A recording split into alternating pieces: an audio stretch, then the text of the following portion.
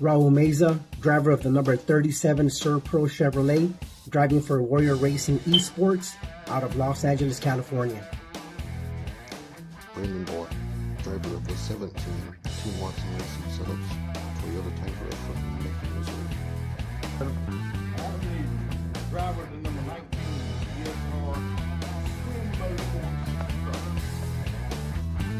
Joey the Joker Doucette, driver of the number 16, in memory of my mom, Chevrolet, from Oakland, Maine, for Upfront Motorsport. Zach Hartwick, driver of the number 38, on the pole, Toyota, Grand Blanc, Michigan, and I forgot now. Brian Chu, driver of the number 51 DSR Electric Toyota out of Fort Myers, Florida, for Sickwood Motorsports. I'm C.O.P.S, driver of the 85 Chevrolet Silverado, VP Racing Power. Lucas White, driver of number 33 Chevy Silverado from Mission Women Sports from Lone Mountain, Tennessee, their dogs.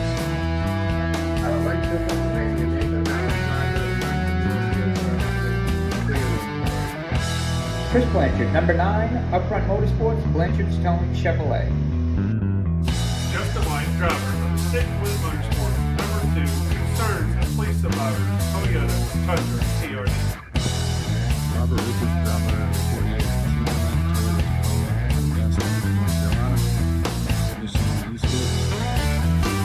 Dean Doucette, number 55, Nazareth 360 Racing Network, Toyota, London, Ontario, Canada, part of Mission 1 Esports.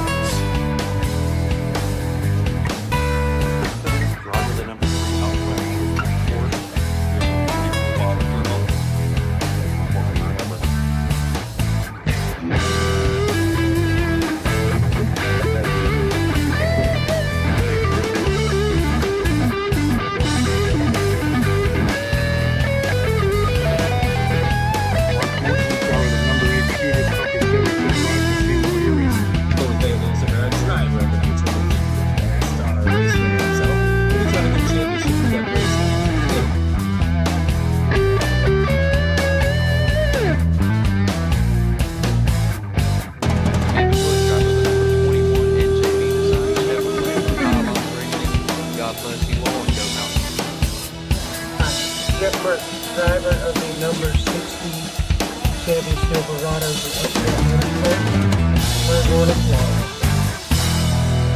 Keith Bradley, driver of the Indy Race Parts, Dan's Top Notch Heating and Pulling number 29 Toyota Tundra from Martinsburg, Indiana.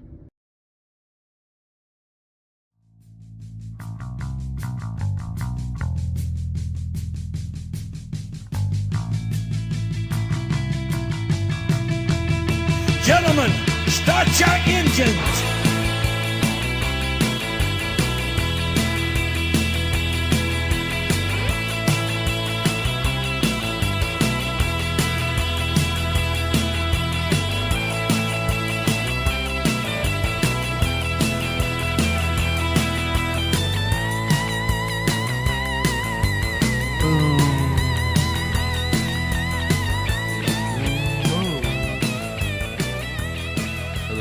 Oh, fuck. Nope.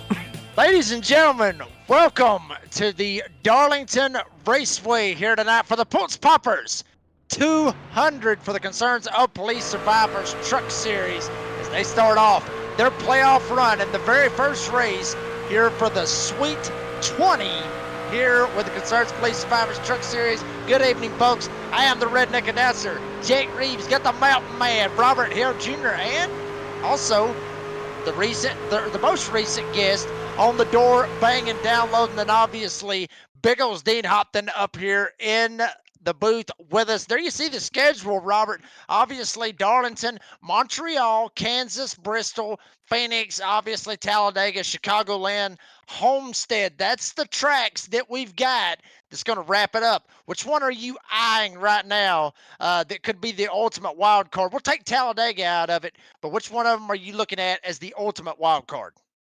That's tough because aside from Talladega, first off, good evening, everybody.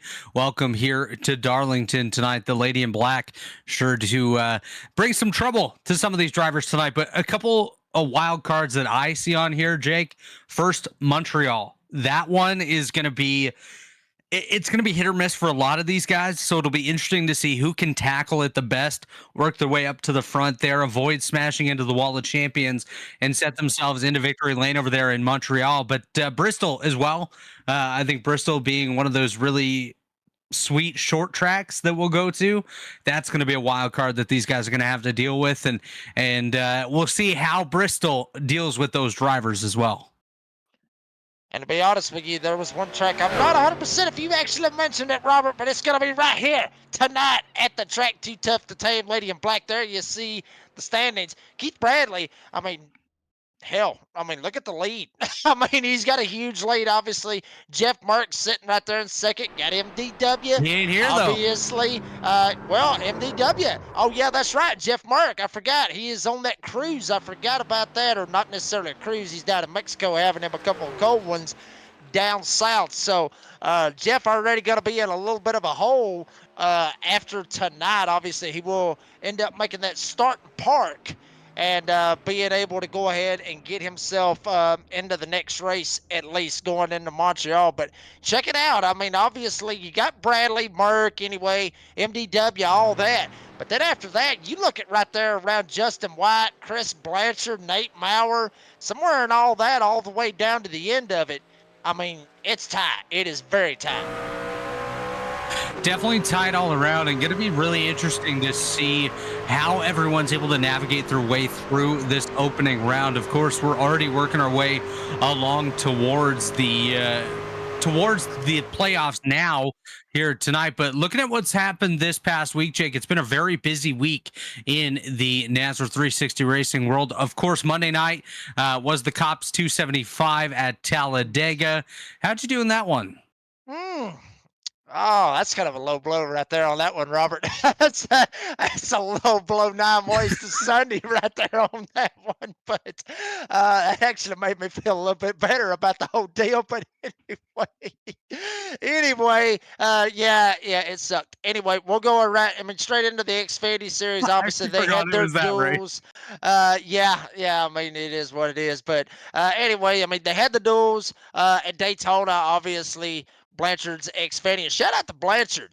Absolutely. For Blanchard's to being able to come on and be the title sponsor for the Xfinity Series, and obviously Goat Locker Wednesday, Thursday, and then right here tonight.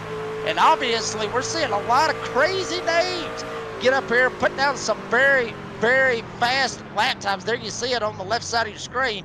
Got about 3 minutes, give or take, maybe 2.5 minutes, give or take. But check out who's on the front so far right now. The Dean of Deans, Dean Doucette up there, also with MDW right there on the front row so far. Yeah, Jacob, as we ride on board here with Brian Chu, what you're going to see is he just navigated his way through turns 1 and 2, which you want to be able to maintain as much pace as possible. He just hit the wall right there, so this lap's going to go out the window. But 1 and 2, you want to keep as much pace as you possibly can, keeping yourself off the wall. And then 3 and 4, as we ride on board here with the animal, Keith Bradley, gets really tight. So you got to be able to keep yourself to the lower end of that groove, stay away from the wall, because, of course, the lady in black, she doesn't play very nice, Jake. No, I mean, she absolutely does not. And, Keith able to get a pretty good lap. Looks like on his very first lap, Keith going to be able to hit up to P4 from what we're seeing. Very quick. 28.930. And he's on his second lap right now. We'll see if he can improve that. He's got to get just a little bit farther right here. Maybe he can get it right here at the line. Let's see what he gets. Wow, only about 6/1000th of a second really is all he really got. He needed to get about a whole tenth to be able to get it. But, I mean, check this out right here, Robert, because he's going to keep running. Well, for a second I thought he was going to keep running.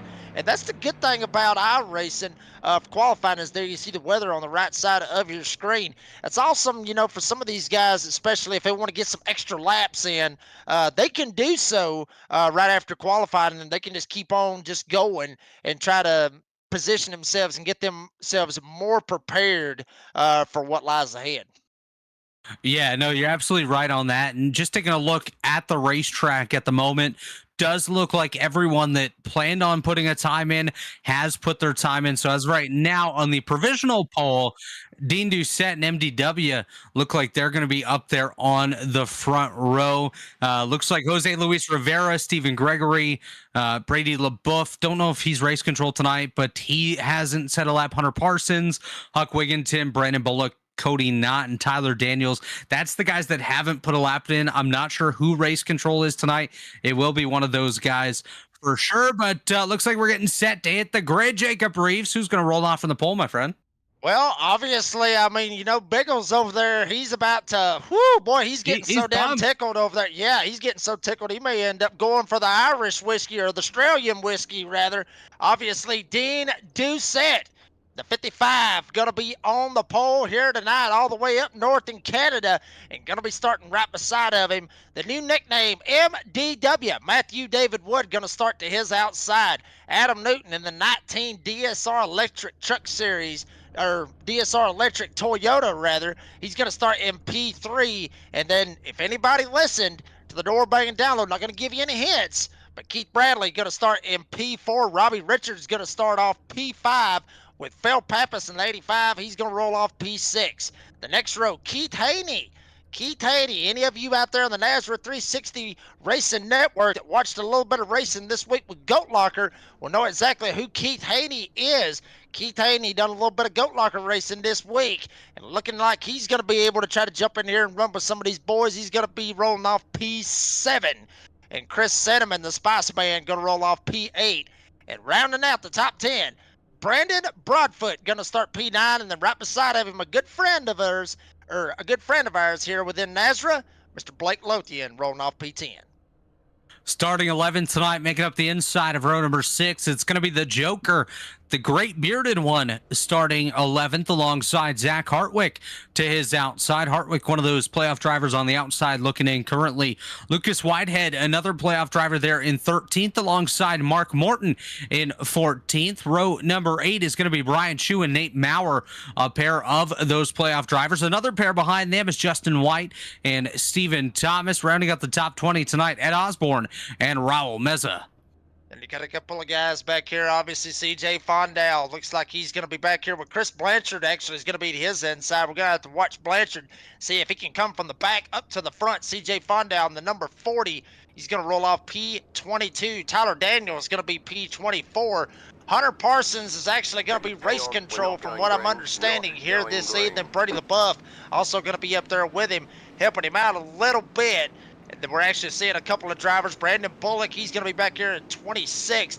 Huck Wigginton, we'll talk about Huck here in just a little bit, rolling off P28. And Cody Knott, looks like that's going to round out the field here tonight. But Robert, real quick, before we get going and before we end up getting picks on who's going to win this race, I do have to give a quick shout out to Huck Wigginton's parents. Matter of fact, actually, I got word from Huck today that Sandy and Lee, his parents, going through a couple of things as far as health and everything else earlier or later on after the race.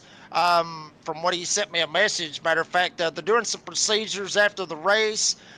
His mom and his dad having some stuff going on the 6th and the 8th later on this week. So want to lift up prayers to Sandy and Lee with Huck Wigginton, because Huck sent me a message and he told me, he was like, man, they watch every week and they love you and they love everything, that you and Robert and Biggles and everybody here in the Nazareth 360 Racing Network and everybody in Nazareth. So shout out to those guys right there, and hopefully you are in our thoughts and prayers, and hopefully you will be able to come back and be around on the Friday night series and watch how everything unfolds with Huck out here. But there you see the race info. Robert, talk us about that right there. Yeah, taking a look at the race details tonight, we're going to have 2 stages, and then, of course, the run to the finish tonight. Stage number 1 will be at the end of lap 30. Stage 2 at the end of lap 90, and, of course, we're going to end the race around lap 150, maybe a couple extra laps. There are 5 sets of tires available tonight, and if you abuse them, you're going to use all of them here this evening. 75% fuel capacity, and as you see there, 3 green-white-checkered attempts, and well, we're in the late afternoon. I'd say almost early evening, actually, in the sim right now. You can see the sun starting to set, so we should finish this one up under the lights here. Tonight, as the pace truck's off, let's go green. Yeah, and that's how you want to finish it here at Darlington. We cannot wait to get the playoffs going, folks. Sweet 20. First race here at the Lady in Black, the track 2 tucked to tame. We're going green flag racing here where the Concerns of Police Survivors Truck Series, the Pultz Popper 200 is underway, and MDW not going to give too much of slack, but he's going to get off the gas a little bit. He's going to let Dean Doucette jump in front of him as they work their way off of turn 2.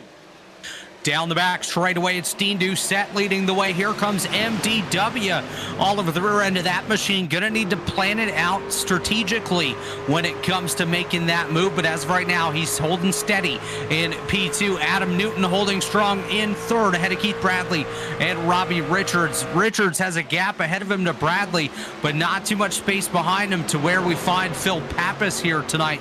Pappas having himself a good run, and it looks like Brian Chu lost a bunch of spots on the start. Not sure if he had an EOL penalty off the drop of the green flag, but he is down about a dozen spots here early on as we ride on board. I believe that was with Keith Bradley there moments ago.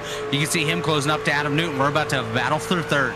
Absolutely, and CJ Fondell, Hutt Williamson, both of those drivers elected to drop to the back. Not necessarily, I don't think it was a penalty. I think they were just trying to drop back, maybe save their stuff for later on in the race. But you see right now a 4-truck breakaway at the front of the field. Dean Doucette, MDW, Adam Newton, Keith Bradley trying to get up here and log some laps and try to get to the end of stage number 1. Bradley looking down on the inside. Newton almost tags the fence coming off of turn 4.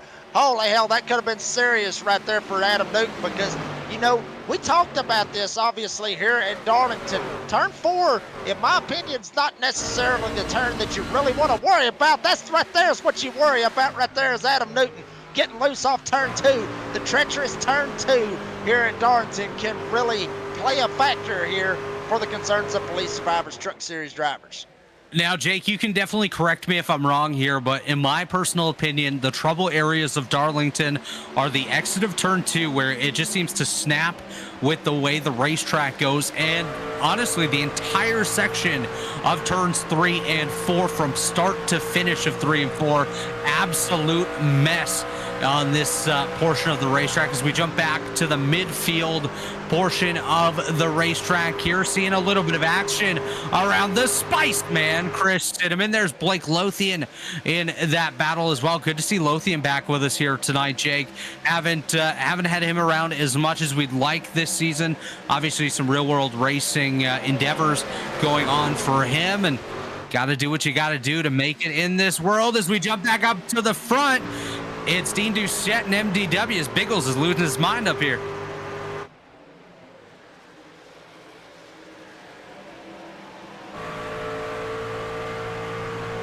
Dean Doucette continues to lead. Oh, Jake's back with us. Hello, Jake. Yeah, I'm back. Yeah, I had it muted for some reason, but here we go.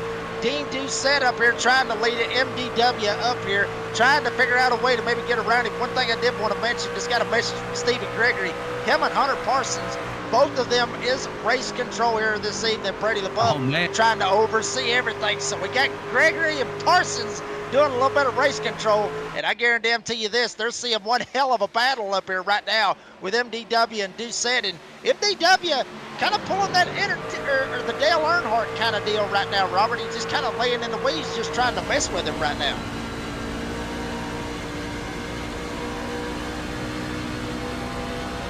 And basically what we're seeing right now, I mean, he is in a dirty air, Robert. Obviously that you see it right there. Go ahead and tell everybody about it, because obviously me and you, we've raced in dirty air. I just want to get your take on the dirty air that he's having experience right now. Yeah, when you suck up a little bit too close to the rear end of the truck ahead of you, or you get a truck too close to you behind, it can really unsettle the car, make it push a little bit too hard up towards the outside wall, sometimes even loosen up that rear end, take some of the weight off of those rear tires and really make it uncomfortable on the racetrack. So as much as you possibly can, as we watch MDW absolutely cooking that steering wheel, as we jump back to the middle of the field here, Jake. Yeah, we got a little bit of a battle back here. That's around Brandon Broadfoot in the number 10, Lucas Whitehead right behind Broadfoot. Broadfoot just got passed up by Martin Morton in the number 8. There you see him right there. Is that Tony the Tiger on the hood of that bad boy? Yes, it is. He is going throwing back style. I'm not real sure if that's Kyle Busch or Martin Martin. I'm going to assume it's Martin Morton or Martin Martin. You know, close to how Martin Morton's name is. So I'm going to say that's a Martin Martin throwback on that truck. The beautiful truck right there. Yeah, say that sucker 3 times. I guarantee you that'll mess you up. But you see some battles back here. They're right there, Nate Maurer right behind Lucas Whitehead. Look how high they're running up there in turn 1.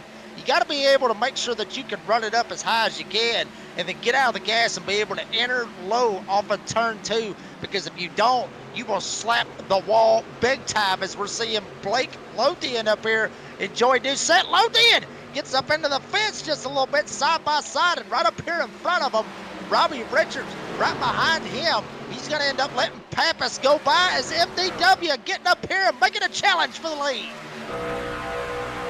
Yeah, watching MDW take into the inside lane here, trying to get by Dean Doucette. They're going to get real tight through 3 and 4. It's going to tighten up on the exit of 4 as well, as Doucette working the high lane. MDW still side by side on the inside as they go by the start finish line. That time, the lap is going to be led by MDW. As we hop on board here with Keith Bradley, you're going to look ahead and see some single file action going on as these guys dissolve that battle, go back to single file. Doucette works his way to second. He is under fire there from Keith Bradley. Bradley all over the rear end of him, looking for an opportunity to get by, maybe work his way up into the top 2 as we're approaching halfway here in stage number 1. As we mentioned earlier, this is going to come at the end of lap number 30, going towards 31. So about halfway towards that stage. And as of right now, the last driver getting stage points will be Blake Lothian.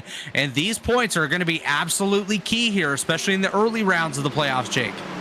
Yeah, I mean, you want to be able to try to get as many stage points as you can, but some of these other drivers, I mean, if you think about it, Robert, like Justin White, Stephen Thomas, we're actually looking back here. Spaceman gets into Robbie, sends him around. That is probably going to be a caution. I would think it would be. No caution on the speedway. So, Robbie Richards gets tagged. Jake, I want to explain that here real quick. With this racetrack, you see the white dotted line coming off the corners and heading into the corners. That basically acts as if everything below it is a grassy area of the track. So this racetrack, you're going to get a lot of non-cautions unless manually thrown, because with the way the track goes, it's going to sweep those cars down to the inside lane and move them all the way out of the way. So anything below that white dotted line you see on your screen right there, out of bounds. Yeah, but still, I mean, you know, there was contact there. Oh, that was spun. I was thinking that possibly there was going to be maybe even a caution right there, but we'll keep it clean and keep it green. Not necessarily clean right here, but here we go. Keith Bradley getting up here on the back bumper of Dean Doucette, your pole sitter, that being the Dean of Deans, as we were talking about last night on the door banging download. Keith Bradley trying to get up here, get him some more stage points, and solidify his spot into that fast 14. That's what he wants to do, try to get it as much as he can. As we actually have some serious battles going on throughout the field. As we're looking right here in the middle, there you see Blake Lothian in the 31 trying to advance and get his way up here where Keith Haney is. Looks like he may end up getting a run, as there you see Lucas Whitehead Maurer. Here comes Lothian on the top side. Haney's going to kick it to the low side and let him go. As we hop back up towards the front here, I just want to offer some clarity on the incident that happened between Richards and Cinnamon as we're watching Bradley and Doucette here. Actually, Bradley going to take to the inside of Dean Doucette. We'll get back to my point here shortly, but Bradley on the inside, Doucette up top. We've seen Dean Doucette try to defend up top. I believe that's Huck Wigginton on the bottom coming into the shot here in that white truck. Yes, it is not a good start for him, unfortunately. Oh, yes, it's CJ Fondow. I always mix up the 40 and the 00. But that is CJ Fondow. Thank you, Jacob Reeves. But as this separates, we're not going to get a chance Oh, okay, we will get a replay. Here we go. This is what we're gonna get. Go ahead, Robert. The 3 of Cinnamon was on the inside of Robbie Richards. You're going to see next time by when they go around, there's a little twitch of the wheel off of Cinnamon with how tight they were racing on exit of 4. And unfortunately, it's just going to move them up into that left rear quarter panel of Robbie Richards. You can tell there was no ill intent or anything like that involved in it. Just unfortunate and really tight racing as we watch it here. This is heading into 3 and 4, so it's going to be momentarily. You're going to see Richards get a bit of a run. Watch for the twitch of the wheel from the 3, and there it is. Sends Richards around, hardly hits the inside wall, so he will be okay. Just lost a hell of a lot of ground here. Is watching some battles throughout the field. One battle I'm watching here is actually Blake Lothian and Chris Cinnamon that are duking it out for position. Great shot there by Biggles. That's Lothian working his way up on the high side. Cinnamon just behind them. That is the battle for 7th on the racetrack right now. Guys like Lothian, Haney, a couple others here trying to play spoiler when it comes to the stage points in comparison to those playoff guys. So we'll see what that picture looks like a little bit later as we got a gaggle here around Nate Maurer. Maurer going to get by Hartwick. Whitehead there side by side. Nearly door banging there, Jacob Reeves. Yeah, damn near door banging, and Hartwick almost ended up getting into Scoob, but almost right there hooked him straight into the fence. Had 3 of them go right by Hartwick right there. That being Nate Maurer, Lucas Whitehead, and Stephen Thomas. And now he better watch his back bumper because Justin Thomas looking like he wants to get up here and get him a spot right here with Zach Hartwick. Hartwick, one of those drivers that we were talking about, obviously, in the playoffs. Want to make sure that he tries to keep it in the playoffs and be able to make the Fast 14. As there you see Spice-Man, Chris Cinnamon in the fence. Cinnamon gets into the fence. Here comes Keith Haney down on the bottom. Cinnamon slaps the wall once again. Robert, you've got to watch it. He's got to watch it coming off of turn 2, especially running as high as he was. You'll slap the fence all day long, and he's still up there on the top side as Morton goes around him.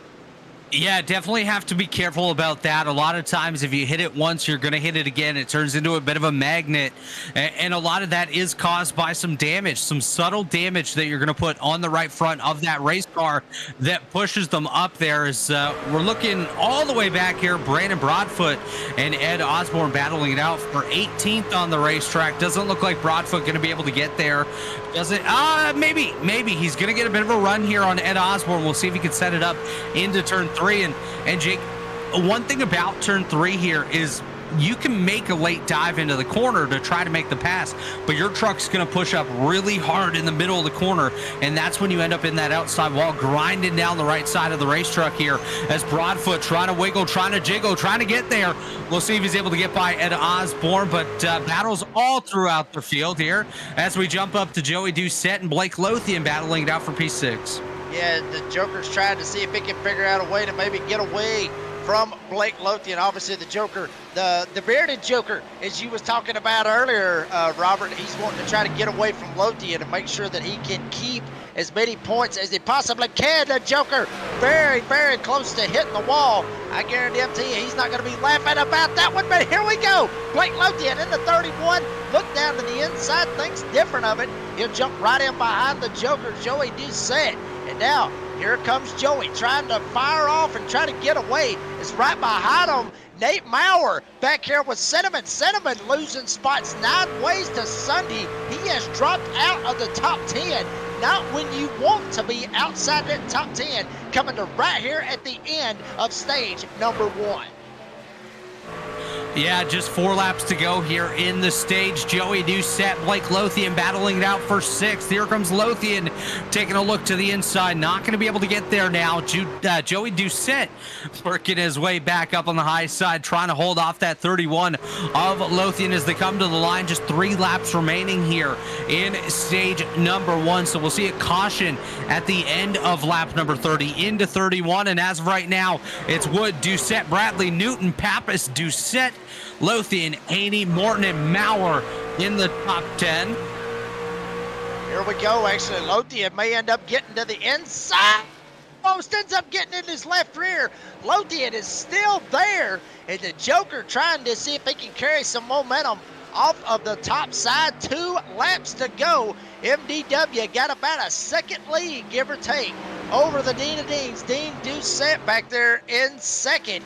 Keith Bradley not too far back as well. More or less they're separated by about a half a second, give or take, as they're going into turn 3 right now. MDW goes in and off of turn number 4. We're going to stay with this battle.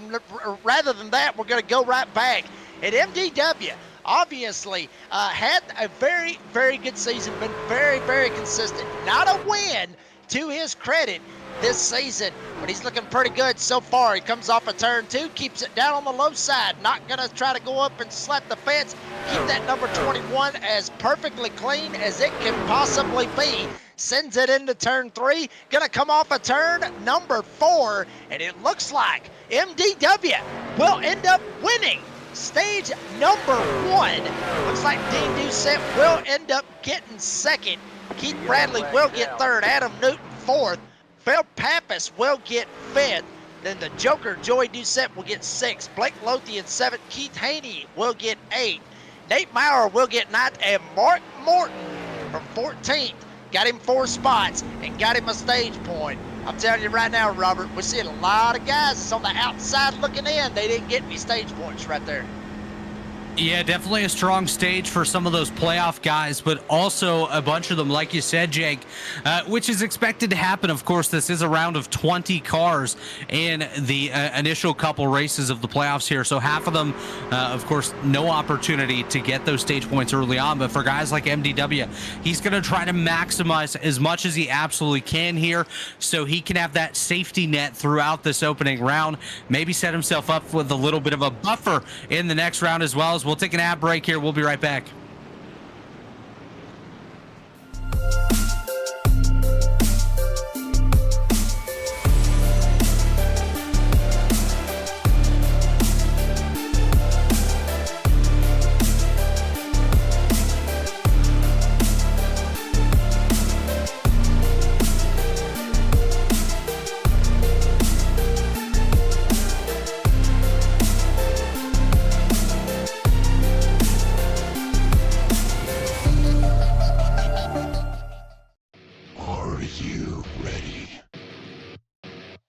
For Murph's Magical Creations, home to custom laser engraving and gifts.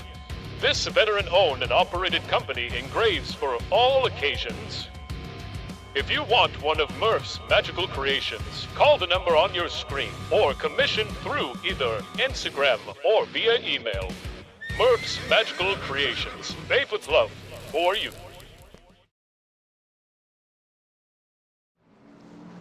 And folks, that very first ad that you saw right there, Premier Racing Setups, proud to have them as a sponsor here with Nazra. And folks, if you need a Premier Racing Setup, go check them out, PremierRacingSetups.com. Obviously, get on there, get on the website, go over there, get that promo code, get it lined up, and enter in the code NASRA, N-A-S-R-A. You will get 15% off your entire order, and also 15% gets kicked back to the North American Sim Racing Association. And Robert, everybody out there, if you want to drive the setups at the Mountain Man over here, Robert Harrell Jr. and also the redneck announcer Jake Reeves Races, go check them out, PremierRacingSetups.com. And I got a feeling this guy right here, we're going to bring up our stage 1 winner. I think he might have had some Premier Racing Setups going on right there. MDW, Matthew David Wood, gets the stage win. Matthew, I mean, great drive right there. Tell us about how it is really out there on the racetrack. Well, the track temp's I'd say pretty cool. I like it like this. I love cool track temps, but I left about a 1/10 of a second in 3 and 4. A little disappointed in that in qualifying, but outside front row, I was still really happy with that. And of course, Dean was on the inside, and I planned on just giving it to him through 1, and that happened. I rode around for a little bit, made the move, had a really good 3 and 4 when I got to his inside, and forced him to back out in 1 and 2. So hopefully he doesn't pull the same thing on me. But I had clean air. I was able to save my tires while still push a little bit, which looks like it really worked. And I kind of balanced the tires out. I was trying to lean on the right rear more so it wouldn't get tight. I like a loose race car. But yeah, proud of the run so far. Of course, the nerves into this race are huge. It's the first race of the playoffs, money on the line. It's pretty nerve-wracking, but leading right now. And Robert, I mean, have you got anything for MDW as they are at 1 to green? Man, no, actually at this point, I think you had it all covered. Let's get him back down to his channel. He can focus for this restart. It's one hell of a racetrack here. You need all the focus you can get. I did pound the wall in 1 and 2. Well, don't do that. Come on now. Don't do that. No, it was just one lap. Man, my I'm championship fine. pick can't start the season like this. Come on. I'm fine. That will be fine. MDW gets that stage 1 win. Matthew, appreciate your time and good luck the rest of the race, buddy. All right, God bless y'all.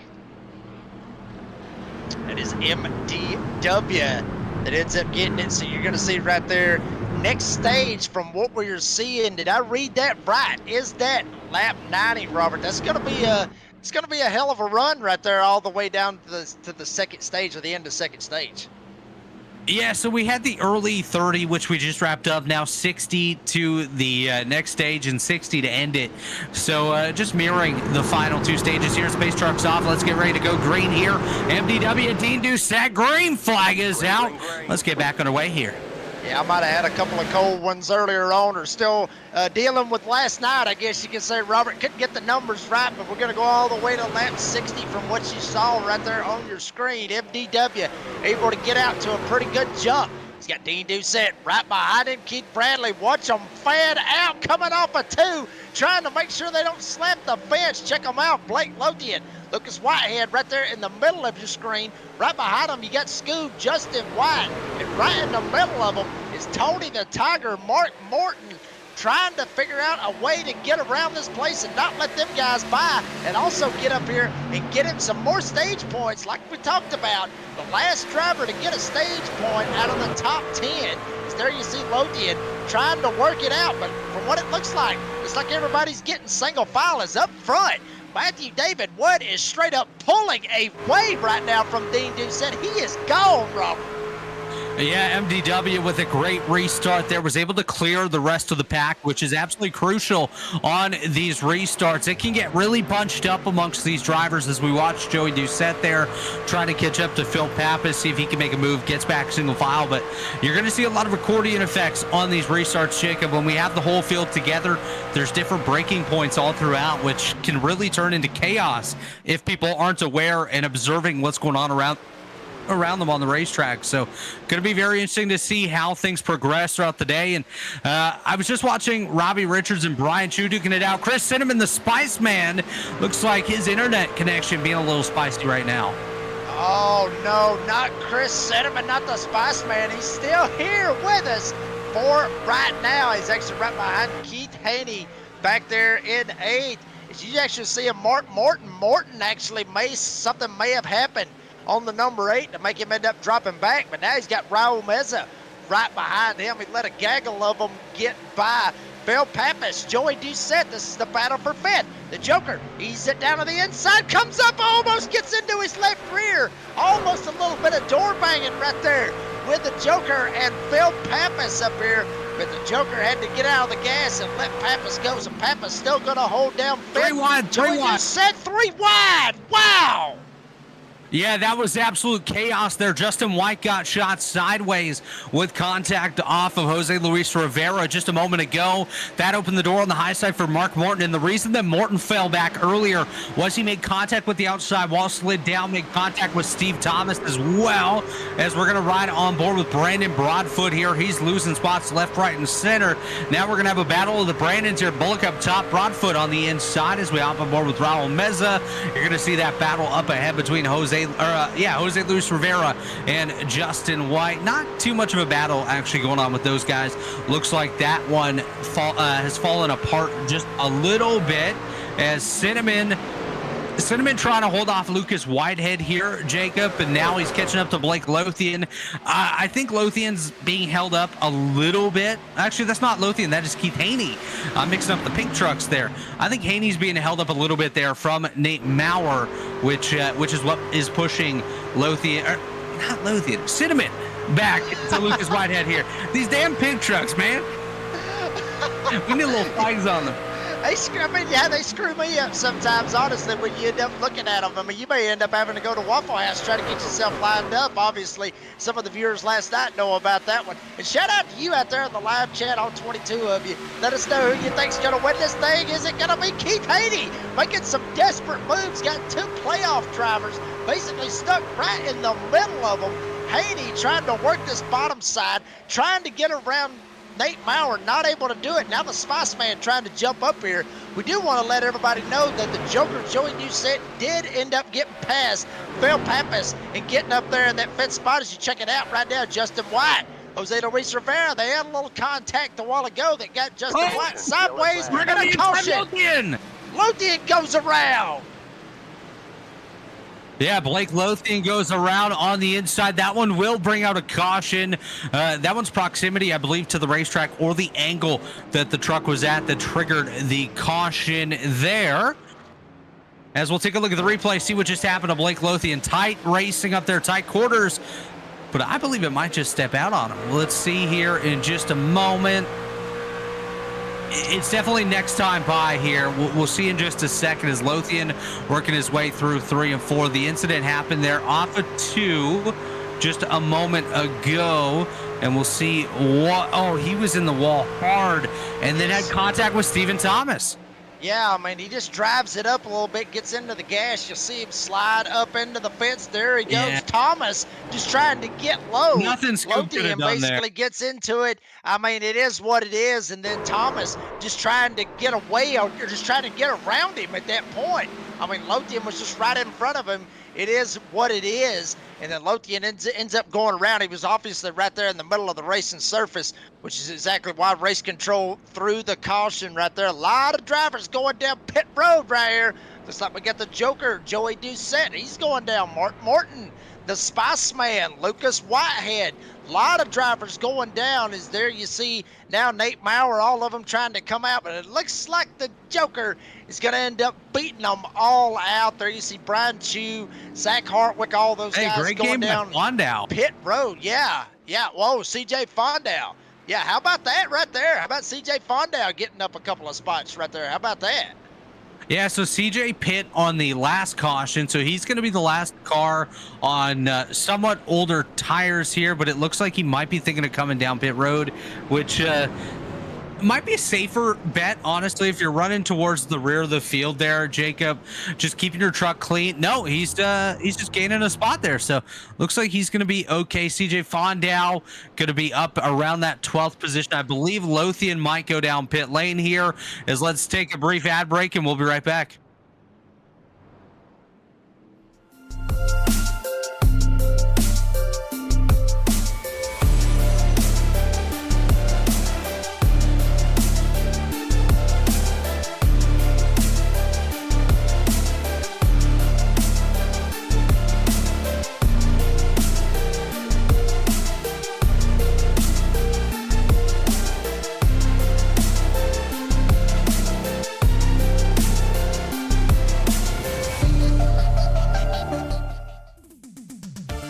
Starbase 1552 Comics. We sell everything a collector would want. Comics, Funkos, action figures, and so many more. A real American comic book shop. We are online only. Starbase 1552 Comics. Find us on eBay Auctions. Folks, we're back here at Darlington for the Concerns of Police Survivors Truck Series playoff starter, I guess you could say, the Pultz Poppers 200. I am the redneck announcer, Jake Reeves, the Mountain Man, Robert Hill Jr., the Australian Biggles, and Dean Hopton, however you want to look at it. Dean Biggles, we haven't actually figured that one out, Robert, how this needs to be. Is it Hopton Biggles? I still haven't figured it out yet, but we'll end up getting it figured out sooner or later. They're starting to get double foul, fixing to get back going. MDW, Dean Doucette, both of them basically started on the front row, but they kind of flipped right here. You're actually seeing some guys go in. Robert, what do you make of this? What I make of this is fuel window. Fuel window must be around 40 laps or so, which we're 43 away from the stage ending at the end of lap 90 into 91. So I'm thinking these guys are just topping off, making sure they can make it to the stage, and then they can go from there. As you see, the stage coming at the end of lap 90 into 91, and then we'll go to the finish line around lap 150. I say around because, of course, we have 3 green-white-checkered attempts available to us, and hopefully we don't lose any of those, as it looks like we're getting set for the pace truck to go off here. Fred gonna head back to Bedrock, and we're gonna get set to go green here, Jacob Reese. Yeah, we cannot wait. Obviously, 48 laps into the 150 laps that will make up the Pultz Poppers 200. Folks, we're glad you're with us here on a beautiful Friday night in virtual Darlington, South Carolina. Green flag in the air. And how about it? MDW gonna get out to a pretty good jump, but now Dean Doucette's not gonna be right behind him. It's gonna be the animal, Keith Bradley, and Adam Newton up here trying to see if he can find a way to get around him. He's gonna slip just a little bit. Here comes Phil Pappas trying to go for 4th. Yeah, Pappas looking like he's going to try to make a move here. He is on the inside lane. That is Adam Newton up top as they are side by side for position number 4. That's going to slot back into single file action as Keith Haney all over the rear end of him. Now to the inside of Haney. Here comes Justin White, one of those playoff drivers, trying to work his way forward. We'll see if he can make that pass work, as here comes Scoob as well. Scoob taking a look. Stephen Thomas to the inside of Keith Haney. Looks like a little bit of contact back there. Robbie Richards going to jump out of line. He's going to look to make a move as White there on the inside of Haney. Thomas still there as well. And just behind them, about to get into that big contact there. Justin White gets knocked down the track. That white truck up there on the top, that's Tyler Daniels. Started at the tail of the field, up 15 spots here so far, having himself a nice, quiet, but strong run so far here today. Ooh, boy, that could have been rough right there for Justin White, but hell of a save out of the number 2. Concerns of police survivors, Toyota Tundra, to be able to get it straight. There you see Raul Meza, CJ Fondell on the fence, and Meza followed him right up into it. Here comes Lucas Whitehead in the 33. He's going to end up going around him. May end up getting a twofer if he can get there, but he's not going to be able to do it. Fondell, now he just blindsided it going into the corners. Lucas Whitehead able to get by. That's going to stack up the outside. Here comes Robbie Richards trying to get back. He gets into Meza. He almost ends up going around off a 2 as Whitehead hard into the inside retaining wall. He is stopped on the bottom of the racetrack. What has happened to Lucas Whitehead? But here we go. Everybody trying to get going. There you see CJ Fondell really down on power as everybody starts going by CJ. Jacob, I'm going to rule that as a hardware failure for Lucas Whitehead. He's still sitting down there on the inside of the racetrack. It looks like his wheel might have disconnected. There's not really anything to look at on a replay for that one.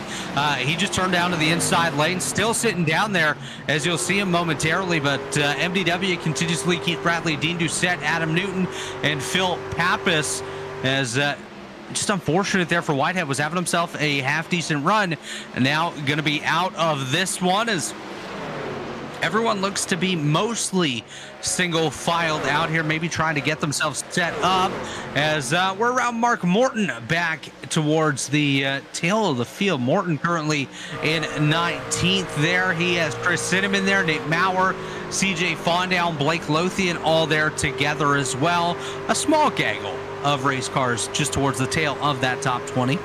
Yeah, but I'll say this, it doesn't matter if it's small or if it's big. You end up getting a gaggle of trucks here tonight at Darlington. It's already, chaos can ensue. It doesn't matter anyway at that point. You see a little bit of battling back there. CJ Fondell just dropping back absolutely big time. Gets into Brandon Bullock right there. You saw it on the right side of the screen. But we're talking about going up here with Dean Doucette up here with Adam Newton, or Joker Joey Doucette, rather. The Joker up here trying to get him a little bit right there with Ed Osborne. Is there you see Adam Newton up here. He's got a little bit of some guys behind him. MDW just hammered the wall. MDW hammering the wall. There goes the animal right by him. Keith Bradley, the animal, has just jumped to the race lead after MDW hammers the wall off of turn number 2 just a moment ago. Sorry to interrupt, Jake, but that was a massive hit for him. Definitely going to be some damage on that 21 truck. We'll see how that develops throughout the event here. As you just saw the tail end of that impact, Keith Bradley able to make the pass, work his way up to the lead, but Dean Doucette closing the gap now on MDW as well as we watch the battle for Adam Newton and Phil Pappas. They are also working their way up into this battle towards the end of the podium. It's going to be busy at the top end here very soon. Absolutely. There you see Phil Pappas trying to see if he can get around Adam Newton. Folks, they're going to lap 90 to be able to make it to the end of stage number 2. I'm actually seeing a little bit of battling back here for around the 9th spot. Both of these drivers starting outside the top 20, or top 15 rather, that being Raul Meza and Tyler Daniels. Meza has took I don't know how many shots at Tyler Daniels over the past couple of laps. He may end up being able to do it. Daniels gets into the fence, but wow, how about that? What a ride right there by Tyler Daniels to be able to get going. And right behind him, he's got Jose Luis Rivera, he's got Robbie Richards, both these guys in the playoffs, as well as Raul Meza. Tyler Daniels got 3 guys right behind him, all of them inside the sweet 20, trying to get up here and get some extra spots. We're going to slide up here and look at Phil Pappas and Adam Newton. Pappas trying to get up here, get him another spot, get him some more stage points. That number 85 keeps looking to the inside, but he's not able to get there just yet. It's Adam Newton, very consistent here tonight, running in the 4th spot, waiting and trying to get up here and maybe get him a podium finish when this sucker's all said and done. Yeah, great battles up here towards the front of the field. You have MDW and Dean Doucette battling for 2nd. Newton battling with Pappas there for the 4th and 5th positions.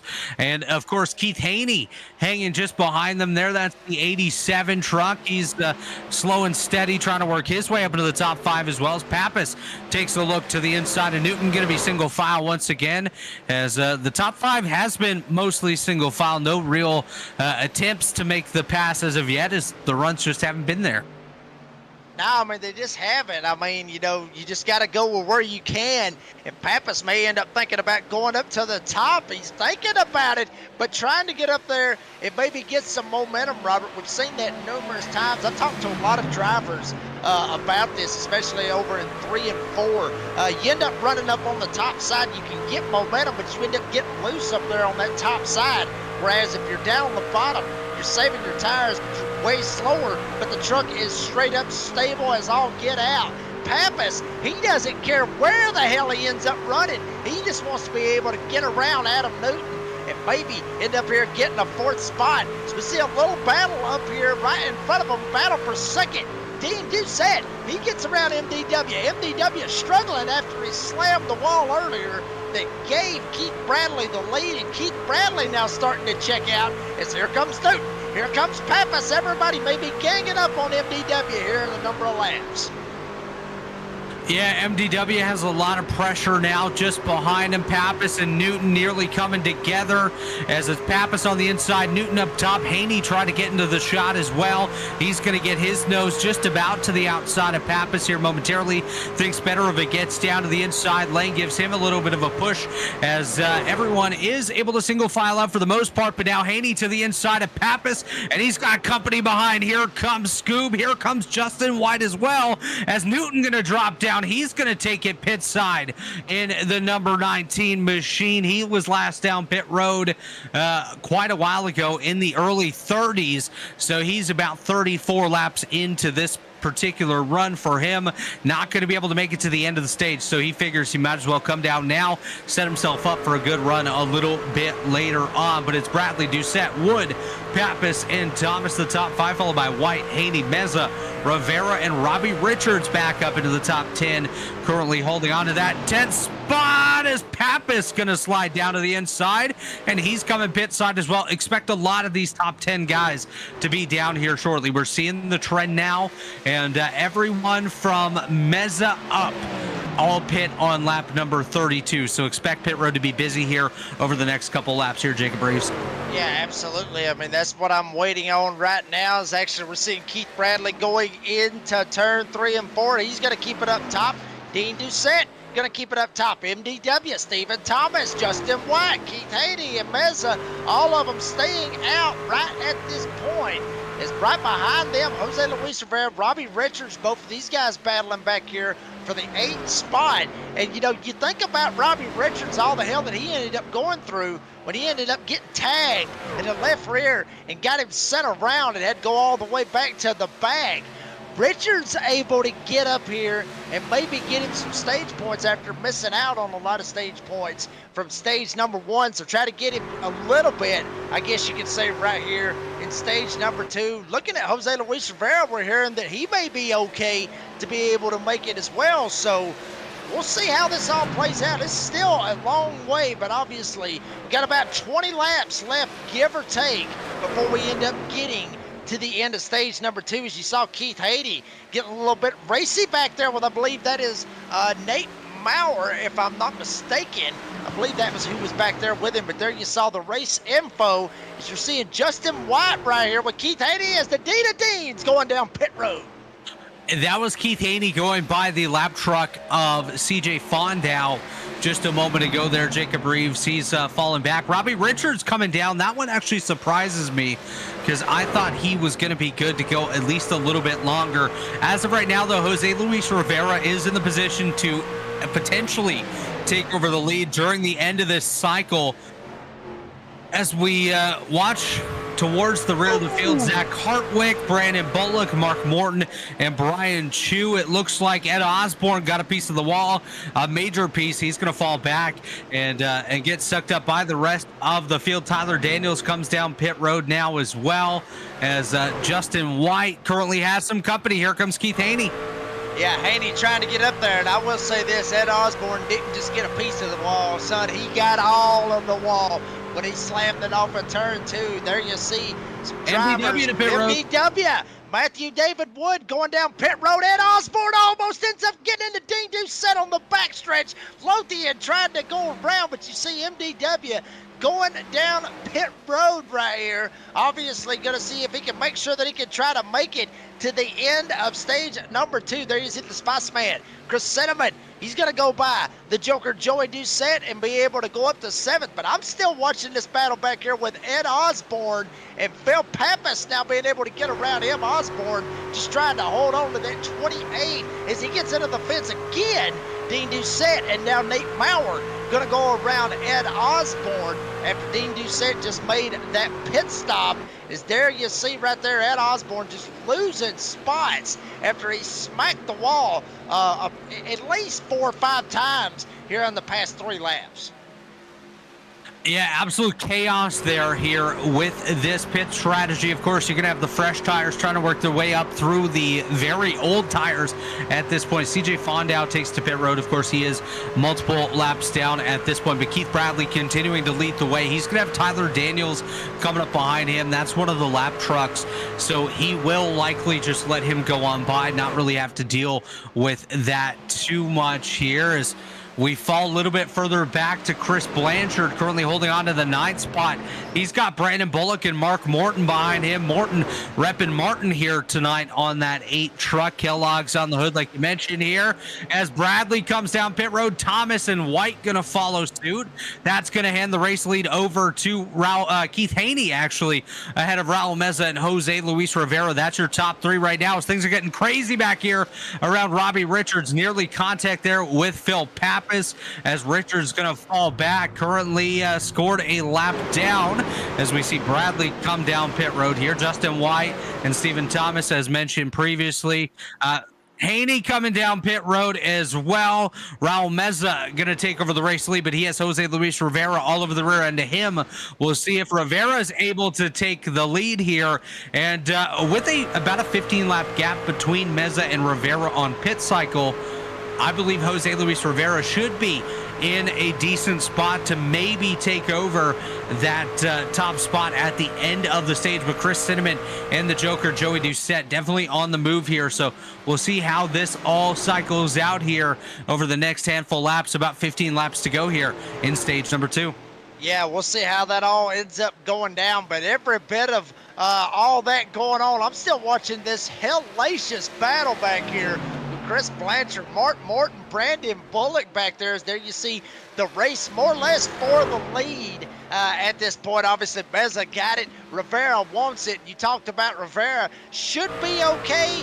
We'll see what happens because there was a couple of guys. Now Meza slams on the brakes. Hard left is Raul Meza going to go down pit road now, and that will surrender the lead to Jose Luis Rivera in the number 20, able to get up here and take the lead of the race. But Cinnamon, we're hearing that Cinnamon's got a little bit fresher boots than what Jose Luis Rivera does. But I mean, still, I mean, he is starting to reel him in just a little bit. Robert, the Spice Man may end up being able to run down Jose Luis Rivera. And don't look now, a little bit behind him, you got the Joker Joey Doucette, Mark Morton, Chris Blanchard, Brandon Bullock. Hell, they're all back there in the battle of themselves. All of them back there, matter of fact, is there you see Keith Haney going by Bullock. There you see Brian Chew. How about Brian Chew? And the number 51 up here now sitting in the 7th spot. He wants to go a little farther. He's going to go around Blanchard. Yeah, things getting absolutely sketchy out here. And Jacob, you can expect the intensity to pick up here over the next handful of laps. We're still expecting a handful of cars to come down pit lane. Everyone on the lead lap right now, pit between laps 45 and 47. So we'll see if they're able to make it. They should be able to based off the distance that the previous group was. But we're going to have to watch for guys like Keith Bradley, Adam Newton to try to work their way back onto the lead lap, maybe get to the tail of the top 10 and get themselves in position to potentially get themselves some stage points here. But we're watching a battle there between Brandon Bullock and Brian Chew. That's for 5th and 6th. Is Cinnamon, I believe, no, he didn't come in. He went out. Wow, boy, we got a lot of crazy stuff going on all over the place right now. Rivera is getting run down right now. Cinnamon is really running down Jose Luis Rivera. He has cut it down to a 2.5 seconds. As there you see Brian Chew trying to figure out a way to get around Brandon Bullock. Looks like he's going to be able to make it happen. So Bullock going to get kicked back. Cinnamon, he has had some serious internet issues. Chris Cinnamon blinks and then he comes back. I'm telling you right now, he must be so damn fast right now that his internet is really having a hard time trying to stay with him.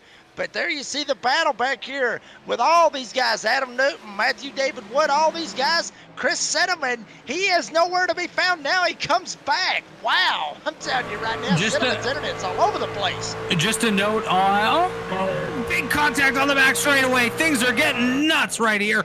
Jose Luis Rivera got into the outside wall real hard there. And just a quick note on Chris Cinnamon. He has reappeared on the racetrack. His ping a moment ago, Jacob, was the highest I've ever seen at 2,000 on the charts.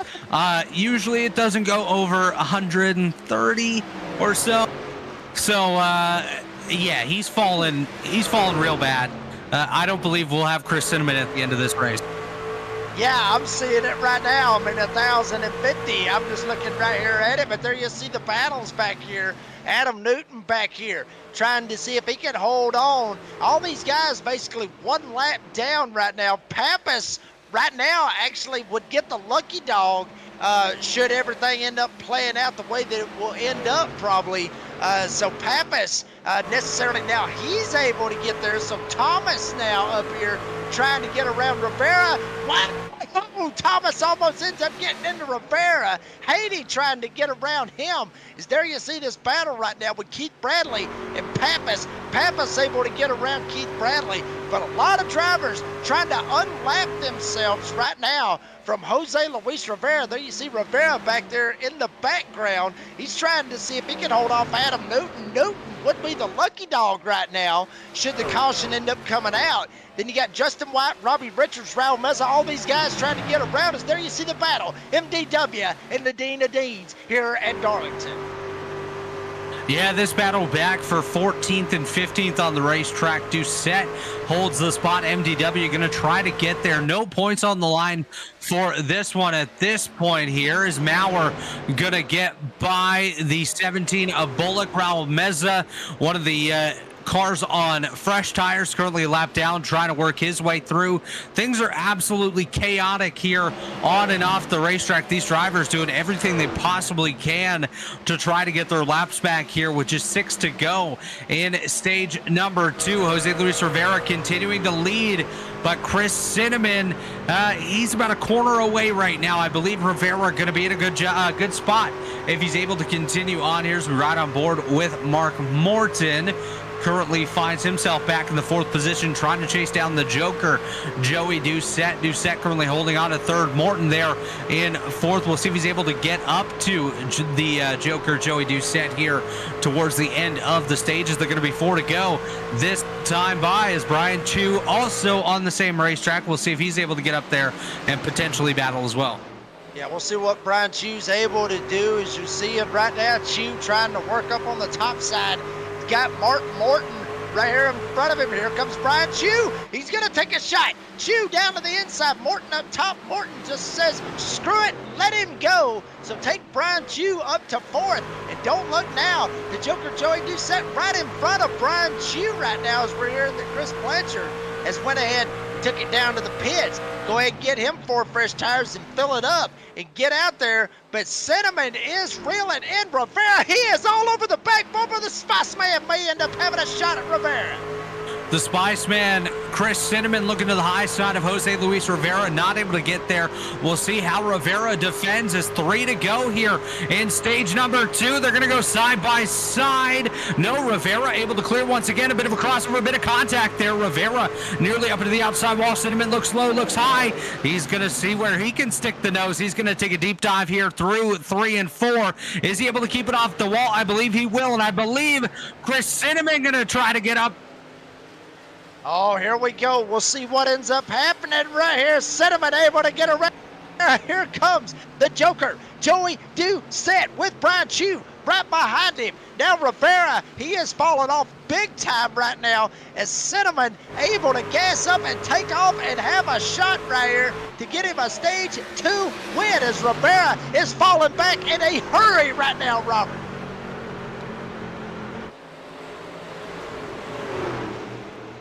And Mark Morton down here on the bottom side, he's trying to get it going. Rivera still slipping back. He's riding on board with the Joker, Joey Doucette. He's about 3/10 back. There you see right behind him. Everybody trying to get up here. Meza trying to get up here. Actually, Meza would actually get the lucky dog should all hell end up breaking loose. Or try to be able to hold it as long as he can. There you see Brian Chu, Mark Morton, all these guys looking in fantastic spot to get them a couple of stage points. Cinnamon trying to hold it down.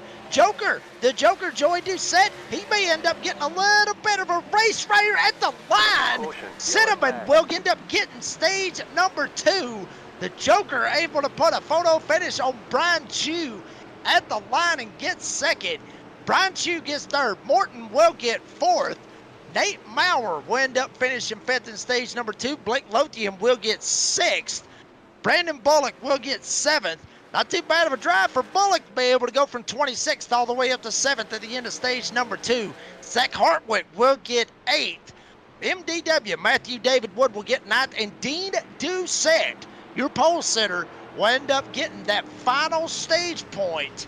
And that will round out stage number 2 here in the Pultz Popper 200. Folks, we're going to take a quick commercial break. We'll be right back with the Spice Man, Chris Cinnamon. Don't go anywhere. We will be right back.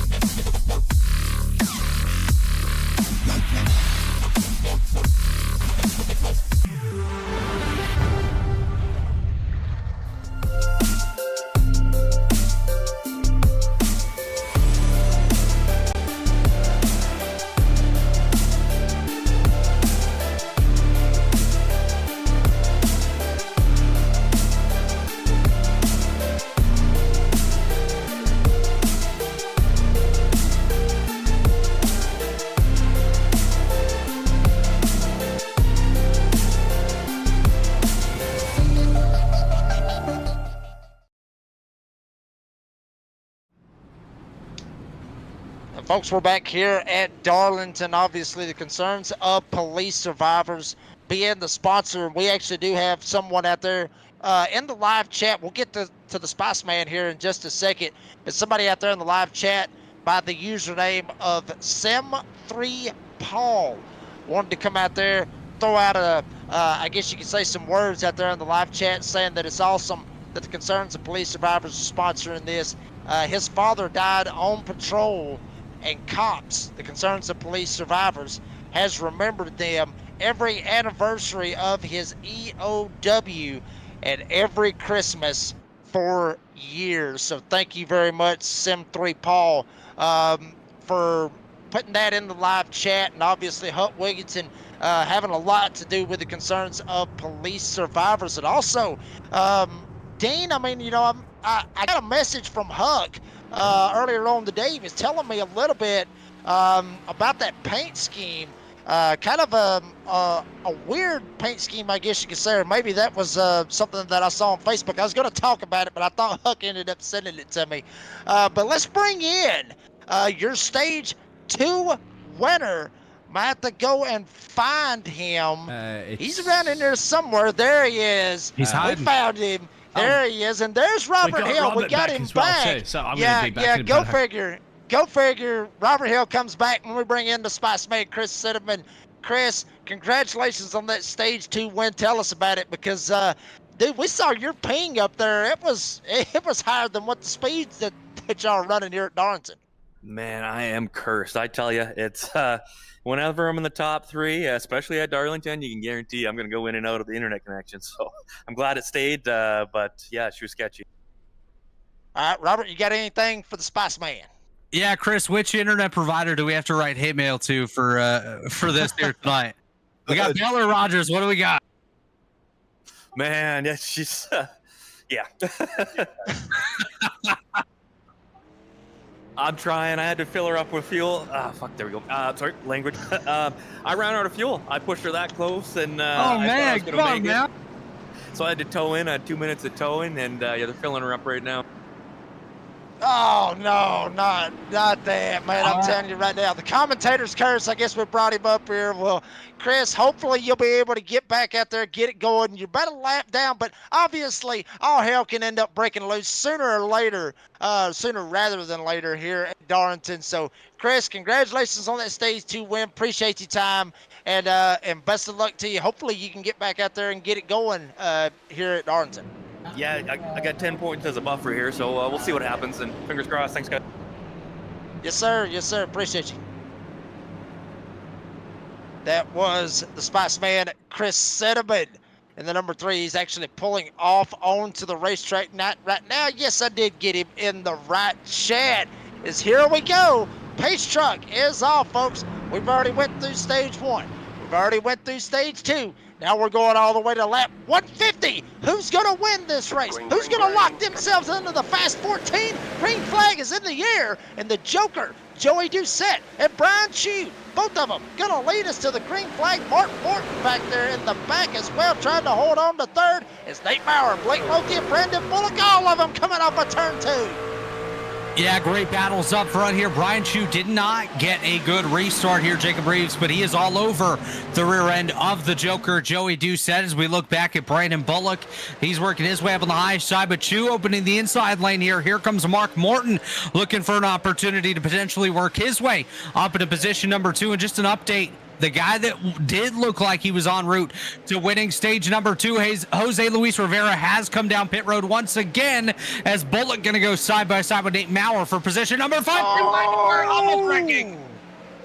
Wow, Matthew David, what MDW had to get out of the gas. All hell could have ended up breaking loose right there. MDW almost ended up getting in a bad spot. Bullock and Maurer, both of them, all 3 of them almost got in a bad spot. Check it out, Keith Bradley, he saw every bit of it. I'm sure his eyes got a little bit wide as well. You were talking about Jose Luis Rivera. He is just now coming off of pit road as you're riding on board with the animal. Keith Bradley trying to get up here, get a hold of MDW. MDW trying to go around Stephen Thomas as we see a battle up here brewing right now with Brian Chew and Blake Lothian trying to get up here. There you see Stephen Thomas as we got them all bouncing around. Caution.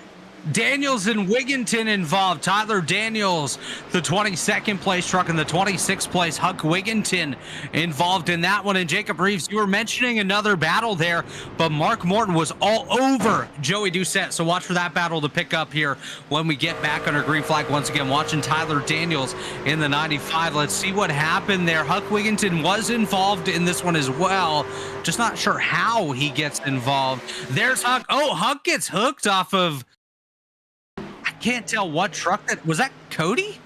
No, that was Adam Newton. Adam Newton ends up getting into the back right rear of him, and then Huck ends up just going back up the track. You'll see Adam Newton right here behind him. Meza back there as well. He just lost it. Yeah, he loses it, but then he ends up getting tagged by Newton. Newton gets tagged from Meza. Then Huck goes hard into the inside wall. Oh, you're not going to want to see this. No. This is going to be bad. Bam, there he is. Oh, no. Tyler Daniels, nowhere to go. Thought Huck was going to stay on the bottom of the racetrack. Huck, unfortunately, tows the truck. And so looks like Robbie Richards going down pit road. Looks like the lucky dog is going to be Brandon Broadfoot in the number 10. So Brandon Broadfoot going to be able to get the lucky dog, get himself back on the lead lap. And there you see Huck still on pit road. Obviously the back end. Yeah, the back end straight up ripped out of the car. I mean, don't even have a bumper cover or anything like that. I tell you what, how about we bring up, if I can find him, I'm looking for Mr. Morton. I'm looking for Mark Morton. If I can find him, there he is. Bring up Mr. Mark Morton. Obviously sitting here running in the second position, Mark Morton. Mark, real quick, that is a awesome looking, not the helmet, but an awesome looking paint scheme that you have on that truck. Tell us about it. Oh, well, I figured, it's kind of Darlington, and Darlington's kind of known for throwback, so I figured, I tried to throw it back to a twin name of mine. Absolutely. It looks like a Martin kind of throw. Okay, go ahead, Robert. Go ahead. I got to step in real quick. Biggles just asked if that was Tigger on the hood. That is Tony the Tiger, Biggles. Come on now. Biggles, come on. That's... Back to you, Jacob Reeves. Frosted Flakes. But, Mark, I mean, you're up here running in the second spot. You've been looking pretty good here this evening. Didn't have the qualifying run that you really and truly wanted. But up here, got 50 laps to go in this race. You may have a shot to go ahead and put yourself in the Fast 14, which, as bad as I got to say it, Mark, me and Robert, we had our picks on the door banging download. As bad as I got to say it, Mark, I didn't have you going into the Fast 14. Maybe you may end up showing me up right here. Look, you're not the only one, so I won't give you much crap. Brady was the same one. I think Tyler was the only one that had me making it to the top 10. Knock on wood, but it would definitely be great to prove you guys wrong. Robert, did you have Mark Morton going on into the Fast 14 as well? Man, I don't even want to say it. I didn't have him moving out of this round, unfortunately, Mark. Oh, you guys are killing me. I thought luck wasn't going to be on your side. Here, but get it done tonight. Prove us all wrong. That's what I want to see, because you've been coming along here in the last half of the season, and I think that 8 truck can find its way up there and maybe surprise a lot of us. Mark, I'm going to unmute myself at the moment there. Joey just sets up the road, my friend. Just get past the old Joey, and you've got the job done, right? You want to get past the 16, my friend? Get the 8. All you have to do. Oh, most definitely. Got a handful of laps to go, my friend. That's all you have to do. 49, get it done. You've got it. Yeah. It's a big old handful. Yeah, I definitely want to be aggressive at first, because we're 8 laps short of fuel, 12 laps short of fuel. So I just want to get. Oh, my bad. Sorry. I was gonna say, don't tell us that, but it's fine anyway. So just say you've got 8 laps extra fuel. It's fine. 8 laps extra fuel, so I'm good to make it the whole way. All right, I love it. All righty. Well, Mark Morton, appreciate your time, buddy, and good luck for the rest of the race. Thank you, guys. That was Mark Morton as the pace truck pulls off the Joker Joey Doucette up here at the front. Mark Morton to his inside. Brian Chu, Blake Lothian, that's the top 4. Green flag in the air. The Joker able to get out to a pretty good jump. Brian Chu almost side by side with Morton. Morton sends it down into turn 1. How about Nate Maurer down on the bottom, able to jump up, snatch him a spot, and get around Dean Doucette as they come off of turn 2. Mark Morton did exactly what he needed to do there, Jake. Kept himself clear of Brian Chu up on the high side, was able to move his way up to the high side himself through turns 1 and 2. Now has himself set up for a potential pass here momentarily. He's all over the rear end of the Joker, Joey Doucette. We are definitely about to kick off a great battle for the race lead. As you see Brian Chu there, he's hanging just a little bit further back. That's really tight around Dean Doucette. Doucette, MDW. They have Nate Maurer just up the road, so it's Doucette, MDW, Thomas, and Bradley as Morton and Doucette side by side for the lead. Here they go. Morton down on the bottom side, trying to see if he can make it stick. The Joker, Joey Doucette, trying to see if he can get it a win and lock himself into the fast 14. Morton trying to do the same thing. They almost door bang coming into turn 1 and may end up door banging coming off of 2. Here comes Brian Chu, 3 wide for the lead here at Darlington. Chu pulled the slingshot and went past both of them, and now Chu down on the bottom. The Joker trying to get the run off of turn 4. What a move by Brian Chu right there to get himself to the bottom, try to slingshot his way around these guys. He's going to work his way up to second, lose the momentum there, though. Now that's going to open the door to Blake Lothian to potentially get up to the rear end of Brian Chu. He's all over the rear end of him now. They're going to be side by side for third. Chu all the way to the inside. Lothian up top. Lothian going to clear work his way to third. Fondow has made his way back to pit road. Just for an update there from the tail of the field, but Doucette continuing to lead ahead of the Joker. He is the Joker ahead of Mark Morton there in second. Blake Lothian third. Brian Chu, Dean Doucette the top 5. Nate Maurer, Stephen Thomas, Keith Bradley is in a side-by-side battle with MDW. Move Bradley up into position number 8 ahead of MDW, and Justin White, the trailer there at the tail of the top 10. I'll tell you this much right now, that little 3-wide move that Brian Chu put on, I got a feeling that one's going to be on the TikTok channel right there, Robert. I got a feeling it's going to be there. But you see some serious battles going on back here in the back. Raul Meza looking like he may have wanted to take a shot around Keith Haiti. Thinks different of it. Jumps back in line. You're riding on board with Phil Pappas in the number 85 sitting in the 11th spot. He's got Justin White right in front of him. Pappas has the run, gonna go to the inside. He's gonna try to go around Justin White and not too far ahead of him. So old Scoop, Stephen Thomas, looking to the inside of Nate Maurer, and right in front of them, Dean Doucette able to jump up another spot. He's gonna go to 4th and go around Brian Chu. Yeah, great movement there by Dean Doucette to work his way up into the 4th spot. I'm watching the battle here between Stephen Thomas, Keith Bradley, MDW, and Nate Maurer. So those 4 trucks basically under a blanket right now, trying to work their way up towards the top 5. Chu currently holding on to the 5th position. He's got some hungry drivers behind him here.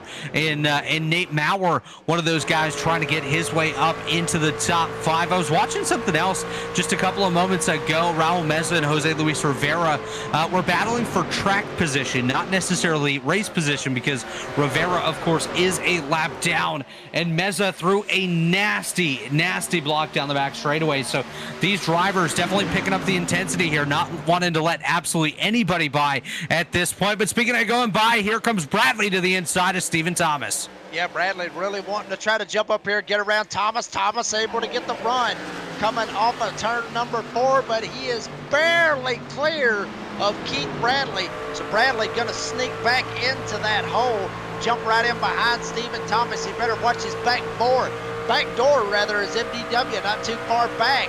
Bradley gonna take another shot right in front of him. Here comes Nate Maurer. Maurer going down on the inside as you're riding on board with Keith Bradley, watching every bit of this. Maurer able to go by. Watch Stephen Thomas. Holy hell, he got straight up almost sideways. Saw the truck just wiggling all over the place.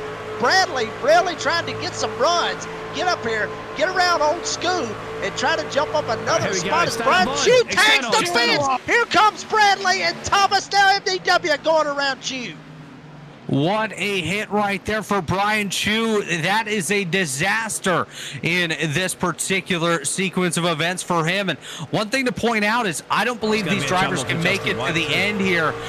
Jacob Reeves, of course, we saw they were hanging about 35 to 40 laps on the previous pit cycle. And with that, this is going to be longer, so it'll be very interesting to see what happens here. MDW trying to work his way forward. He's got a gap ahead of him, a gap behind, so he's in a little bit of a bubble right now, which sometimes here at the Lady in Black, that can be a bit of a savior, having some room to work your way around. And everybody else do this. I'm telling you right now, there you see it right there. Keith Haney back here, sitting in the 12th spot. He's right behind Phil Pappas. He's got Raul Meza right behind him, and right behind him is the lap truck 2 laps down. That being of Jose Luis Rivera trying to get back up here and maybe get one lap back. He's got a hell of a way to try to go. Is there you see Brian Chu right now. This is the battle for 9th. Justin White gonna dive it down to the inside. He's gonna take that spot. Look at this gaggle back here right behind him. There you see Raul Meza back here right behind Keith Haney. These guys back here duking it out, trying to get them a couple of extra spots, get on TV, get their name called. There you see Chu, Pappas, Haney, Meza, and Rivera, the 2-lap down truck. All of them in a gaggle as they go into turn 1. Here comes Pappas down on the bottom. I think Keith has got to take these places together. Phil Pappas down to the inside of Brian Chu. They're side by side. Keith Haney there as well. He's going to give a push to Phil Pappas. Try to work Pappas through. Is Pappas going to clear up ahead of Brian Chu? Chu going to fall back now. Haney going to go up there. Meza down to the inside of Brian Chu as well as you look from the rear end of the Keith Haney machine. This is going to get real close. Rivera, of course, the lap truck just got into the outside wall. Meza now has company behind him. I believe that is Chris Cinnamon getting down to the inside of Meza. Richards going to be side by side with Rivera. Rivera up top. He's getting a little bit sideways. They're going to make contact. The lap truck going to go around off the nose of Robbie Richards. Keeps it straight. We stay green here as Stephen Thomas going to be side by side. A little bit further up the field there. Justin White going to clear ahead of him. Pappas just behind him as well. That is 7th, 8th, and 9th on the racetrack. Wood, White, and Thomas. Keep us coming. Yeah, they are straight up trying to get going. Obviously, Keith Bradley is really trying to get going as well as Keith Haney. Got the 2 Keats up here almost inside the top 10. Haney trying to get up there is up front. We're hearing a little bit of action going on up here at the front. The Joker Joey Doucette and Mark Morton really starting to get closed in. And don't look now, right behind them, the 31 of Blake Lothian starting to get up here and get going. They've actually separated themselves from the Dean of Deans, Dean Doucette and Nate Mauer. We're going to stay back here with Steve Thomas. No, we're going to jump up here for P2. Blake Lothian going to dive it down to the bottom. He's not going to be able to do it. Morton sends it, almost tags the wall. Here comes Blake Lothian for second. Lothian on the inside, Morton up top. Lothian going to clear it sideways. That's going to open the door right back up there for Mark Morton. Here comes Dean Doucette. Where did he come from? Wow, Dean Doucette to the inside, Jake. Wow, Dean Doucette able to fire down on the bottom side. It may end up having a shot at Morton. Morton gets sideways off of 4. Dean Doucette going to go up to 3rd. Mark better watch his back bumper. Mauer not too far back. And also the animal, Keith Bradley, starting to be like an animal, starting to lay in the weeds and pounce when the time is right. Coming this time by. 30 laps to go. 31 right now when they hit the line. It'll be 30 laps to go. It's bringing the other players in. Now Morton's going into the pits. The pit cycle definitely underway here. Blanchard kicked it off about a lap ago as Dean Doucette going to look to make a move here on the racetrack. Passing, of course, a big part of racing here, especially at Darlington, where Blake Lothian holding on to position number 2. Dean Doucette there. Here comes Nate Mauer. Mauer into the shot as well. He's trying to go onto the podium. He's trying to get up here, kick these guys out of the way, kick them to the curb. Blake Lothian, of course, a non-playoff driver up here trying to steal some points today. But Mauer and Doucette want to maximize every opportunity they possibly can. Of course, Jeff Merck, not with us tonight, has himself quite a bit of a gap compared to the bubble. So we'll see what these guys can do. Here we go. We're seeing a little bit of battling right here. Nate Mauer trying to get up here, get a hold of Dean Doucette. There you see Dean trying to go down to the inside. He ends up getting down to the inside. Blake Lothian up top. Here comes Maurer right behind him, and they are reeling in the Joker. Joey Doucette, there you see. It's going to ride on board with Nate Maurer. Dean Doucette able to get by. Lothian jumps down, tries to put the block on Maurer. Maurer may end up getting right up on his tailgate, as there you see. Murph's Magical Creations on the sponsor of that number 31 of Blake Lothian. Lothian gets a little bit sideways. He's looking down to the inside. Blake Lothian thinking about it. He's going in as well as the Joker. Both of them going into the pits right here on lap 123. I went down. The Joker, as well as Blake Lothian coming down. Like you said, great lunge there by Lothian to close the gap on pit road entry. MDW also coming down. Cody Knott on pit road as well. Dean Doucette takes over the race lead ahead of Nate Maurer. And just before this recent pit stop for these guys kicked off, Keith Bradley was able to close up right to the rear end of Nate Maurer. That 29 truck has something in it here tonight, something that he's had all season long, which has really helped him kick his way up as Dean Doucette comes down pit road. Of course, the pit cycle is still underway here. Nate Maurer leads Keith Bradley, Justin White, Stephen Thomas, and Phil Pappas. That's a huge battle. Yeah, and you know, and Robert, you know what could really turn this thing up on its lid? Yes, a caution could have really throw this for a curveball. Folks, we're not trying to get that caution. I promise you, we're not. But it could. Well, Robert may be walking. No, we're not. We'll see what happens. Justin White, Keith Haney, both of them gonna ease down pit road, and this will be obviously scheduled pit stops. Justin White slides in there. Haney almost tags him going into the pits. So there you see Maurer going into the pits. Justin White, he's going down into the pits, as well as Keith Haney and Nate Maurer. All these guys, Bradley, all these guys going in. Thomas staying on the racetrack with Phil Pappas and Raul Meza. That is the top three for now. We'll see if anybody else decides to go down. Yes, Phil Pappas going down into the pits now. The one thing I've noticed on the entry to pit road over the last couple of pit stops is these guys are absolutely sending it deep into the entry and gaining a ton of time. That's going to come into play big time here when we do cycle towards the end of the race. 24 to go. It's Thomas, Meza, Richards, Pappas, Broadfoot, and a Bullock up there. Still, of course, Zach Hartwick yet to pit. So the top six here in just a moment are the drivers still yet to come down pit road. Bullock and Hartwick being the last two of those. Mark Morton will eventually cycle out to the race lead. He's currently catching up to Jose Luis Rivera. We'll see how quickly he's able to get by. Rivera's been very aggressive tonight as a lap truck. We've had some contact involving him on numerous occasions. So we'll see what happens as we work our way around. Rivera just got a piece of the wall. Looks like Robbie Richards going to come down pit road. He's going to pit from up there in the top five. Thomas comes down. Meza coming as well. Broadfoot going to hold on to the race lead. Very slow on the racetrack as well. And Meza. Yeah, and Stephen Thomas, he's going to go down pit road. Brandon Broadfoot. Stay out. Looks like Brandon may end up staying out.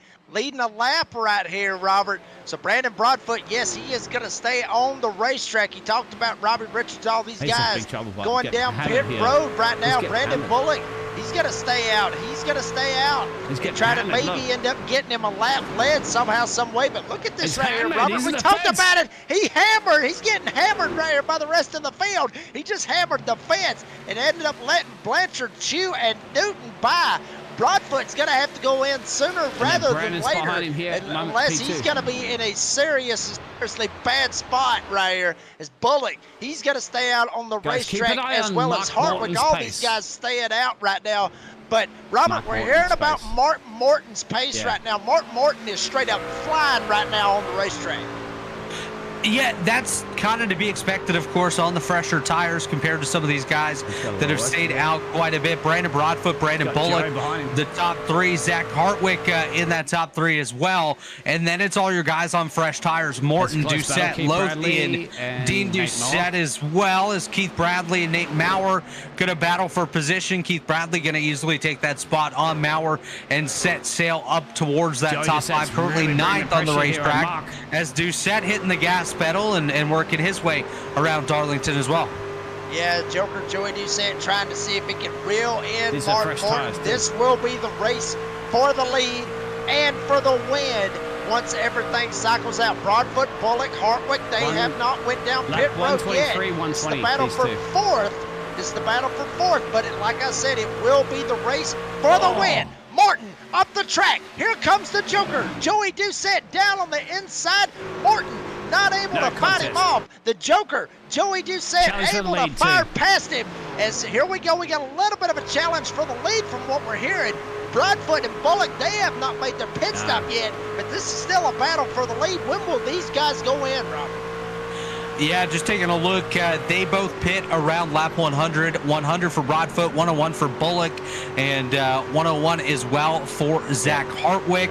They're about 20 laps older than these guys behind them, so they might be able to make it depending on how slow they work around the racetrack, and of course the pace definitely a massive difference. But you look at Joey Doucette, he's only about 8.5 seconds behind, and by the time it took me to say that, it's now 7.5. So the pace is just so much quicker for the guys like Doucette, Morton, Lothian, and Dean Doucette as well, that even if these guys try to make it to the end, it's not going to work out. Faster than everybody else.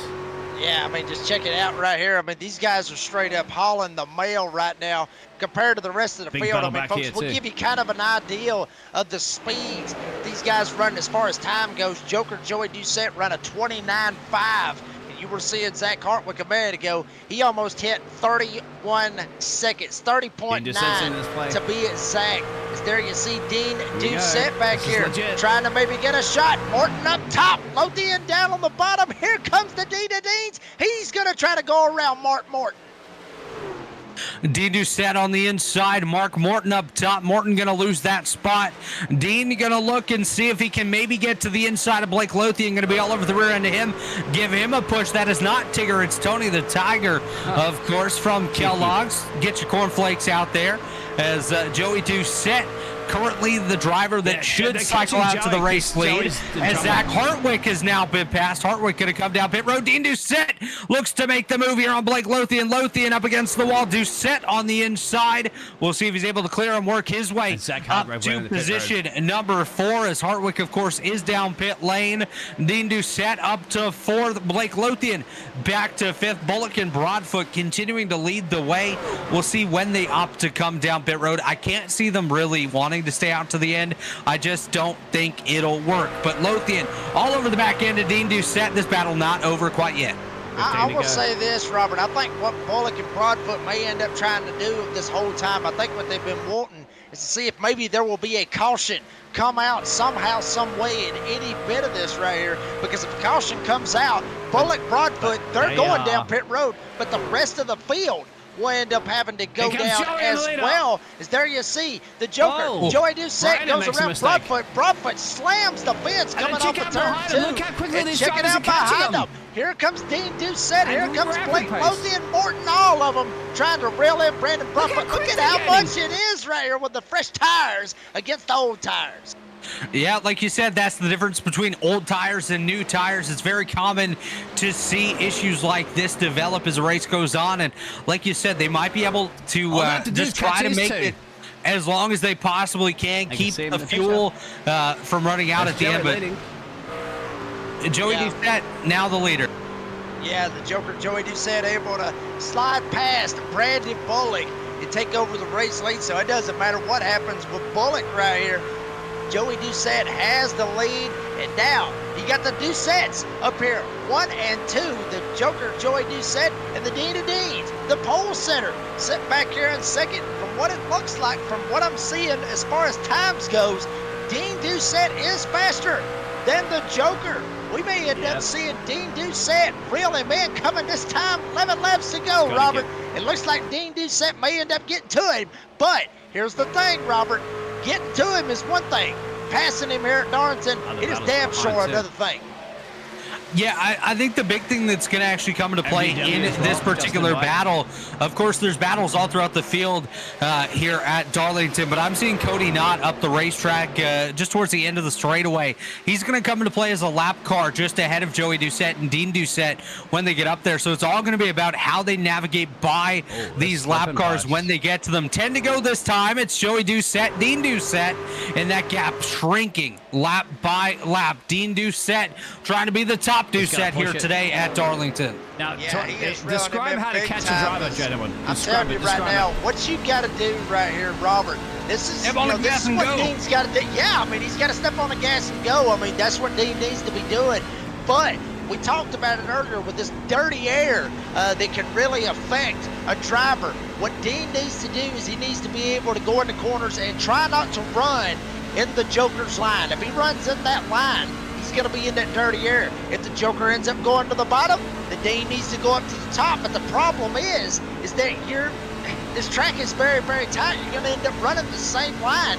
And to be honest with you, it doesn't really make a damn at this point because Dean can follow him all the way around the track. He is up the back bumper coming to 8 laps to go. It looks like the Dean Doucette may end up having a shot to go ahead and take the lead of this race. He's looking for it coming off of turn 4.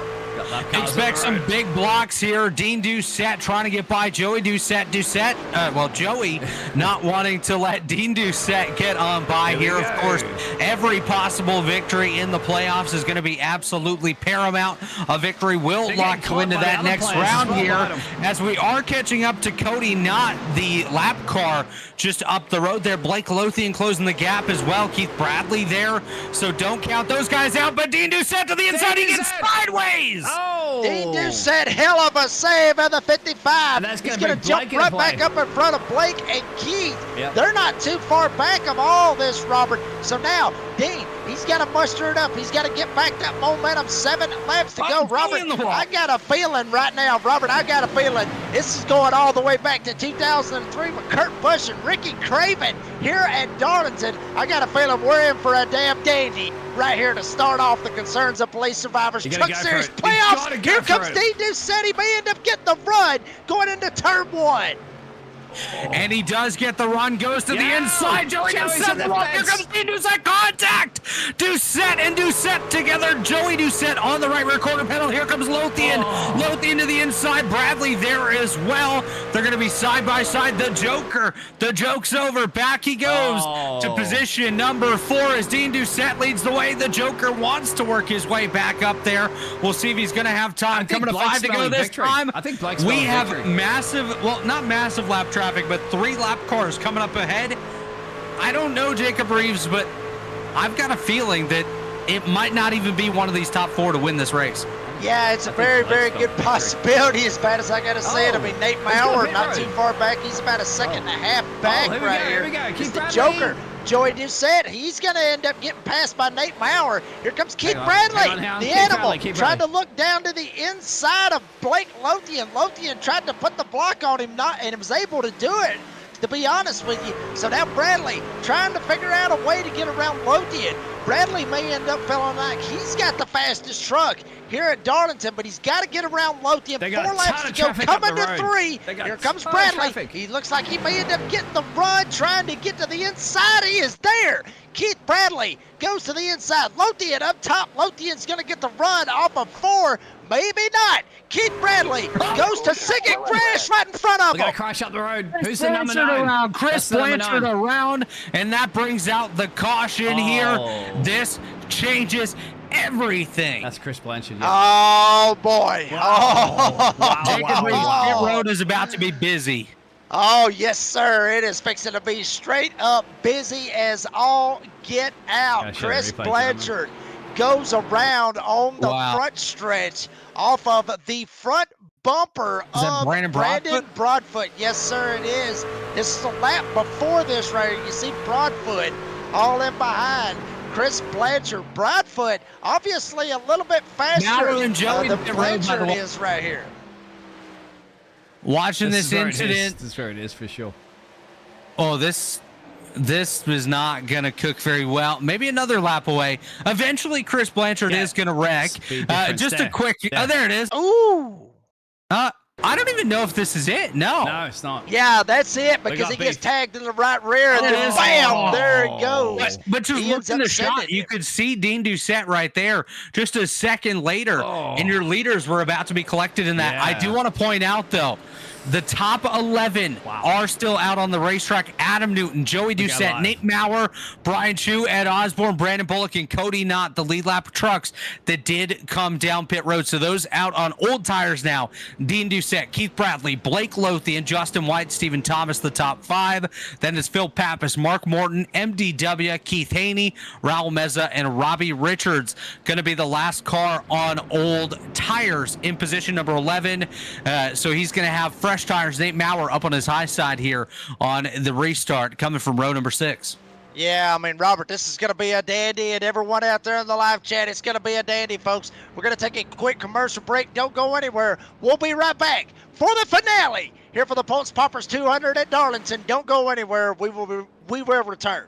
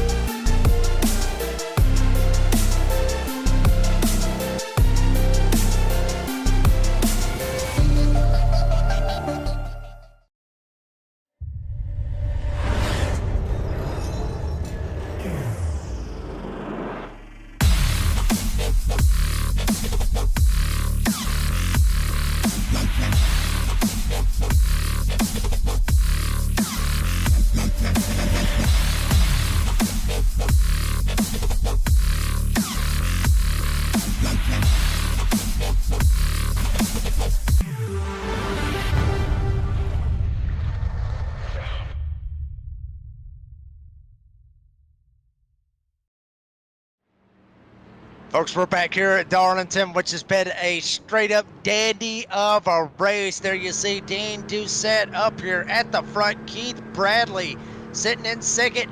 Blake Lothian sitting in third. Justin White fourth. Stephen Thomas fifth. But, Robert, we was talking in the green room as we are coming to 1 to green. You said that you didn't think it was going to be any of the top guys that's going to win this thing. Who's your pick right here on this green-white-checkered first attempt at a green-white-checkered? Who's your pick to win this thing? Well, Jacob, the aggression we've seen out of these top 3, especially when they're battling together, has been really, really strong. They're not afraid to get door-to-door in turns 3 and 4, which is absolutely the chaos corners of the racetrack. I'm almost leaning towards Mark Morton getting up here and getting the victory from that 7th spot. I don't think we're done with restarts here, and I think we're going to slowly start eliminating drivers as we get set to go green here once again. Yeah, I think at this point right here, all hell's going to break loose. There's no doubt about it. Folks, we'll line it up for you right here for the top 10. Dean Doucette, Keith Bradley, Blake Lothian, Justin White, Stephen Thomas, Phil Pappas, Mark Morton, MDW, Matthew David Wood, Keith Haney, Raul Meza. That is the top 10 as Fred, the pace truck is off. Barney the flagman, he's got the flag in hand. Green flag in the air. First attempt at a green-white-checkered finish. Keith Bradley dives down to the inside, jumps right in behind Dean Doucette. Everybody gets away with a very clean restart. We'll see if they can make it back to the white flag, Robert. Yeah, this is... Oh, no, they're not! Never mind. Adam Newton. Oh, my goodness. Adam Newton goes around coming off of turn number 2. Got tagged in the right rear and got set straight around. Caution on the speedway. He got tagged by Ed Osborne. Bullock down on the bottom. Newton tried to get around him, and there was no room on the top side with Ed Osborne up there as well. You'll see it right here on the instant replay. This is from the restart right here. Newton back here. He got Cody Knott down on the bottom side. Everybody's going to fire off right here. Everything's going to be fine. As far as the restart goes, everything should be good right here. But here we go. Riding on board with Newton. You're going to see what's going to happen down here on the bottom side. One driver way down on the bottom of the racetrack. Everybody just stacks up right there. Bullock gets out of the gas, tries to stay out of it, but it gets tied over there off of turn 2, and Newton just ran out of room. Ed Osborne was up there. Newton tried to get around Bullock, and then unfortunately Ed Osborne was there. Newton trying to drive it back to the pits after he hit the wall head on. Looks like he is going to be able to make it back to the pits, but unfortunately Adam Newton's race here tonight is essentially over. Yeah, both Adam Newton and Ed Osborne picking up meatball flags, mandatory repairs on both of those vehicles. So unfortunately, like you said, their night basically over. There was a little bit of shuffling for positions from the time we took the green flag to the time the yellow came out. Of course, Dean Doucette, Keith Bradley, Blake Lothian, Stephen Thomas, and Justin White continue to be the top 5. Phil Pappas, Mark Morton, Nate Maurer, Raul Meza, and Keith Haney, the top 10. So Haney losing a spot. Morton did briefly lose a position, but he has somehow gained it back here. But it'll be very, very interesting to see how this upcoming restarts go. MDW, Zach Hartwick down pit road as well. Interesting call there by MDW to come down. Not sure what I think about that, but we've seen wilder things work here at Darlington. So we'll see what they have in store for us here. I believe this is Green-white-checkered attempt number 2 of a possible 3. So potentially one more restart if we get another yellow here. Yeah, I mean, and there's a very good possibility when we get that we the other end up yellow. seeing it right here. And folks, you know, the Concerns of Police Survivors Truck Series, how they do it as far as green-white-checkers go, you get 3 green-white-checkered attempts. What Race Control does, wants them to try to be able to get a green flag finish, but you only get 3 attempts at it. And for those of you that don't know the rules, as far as a green-white,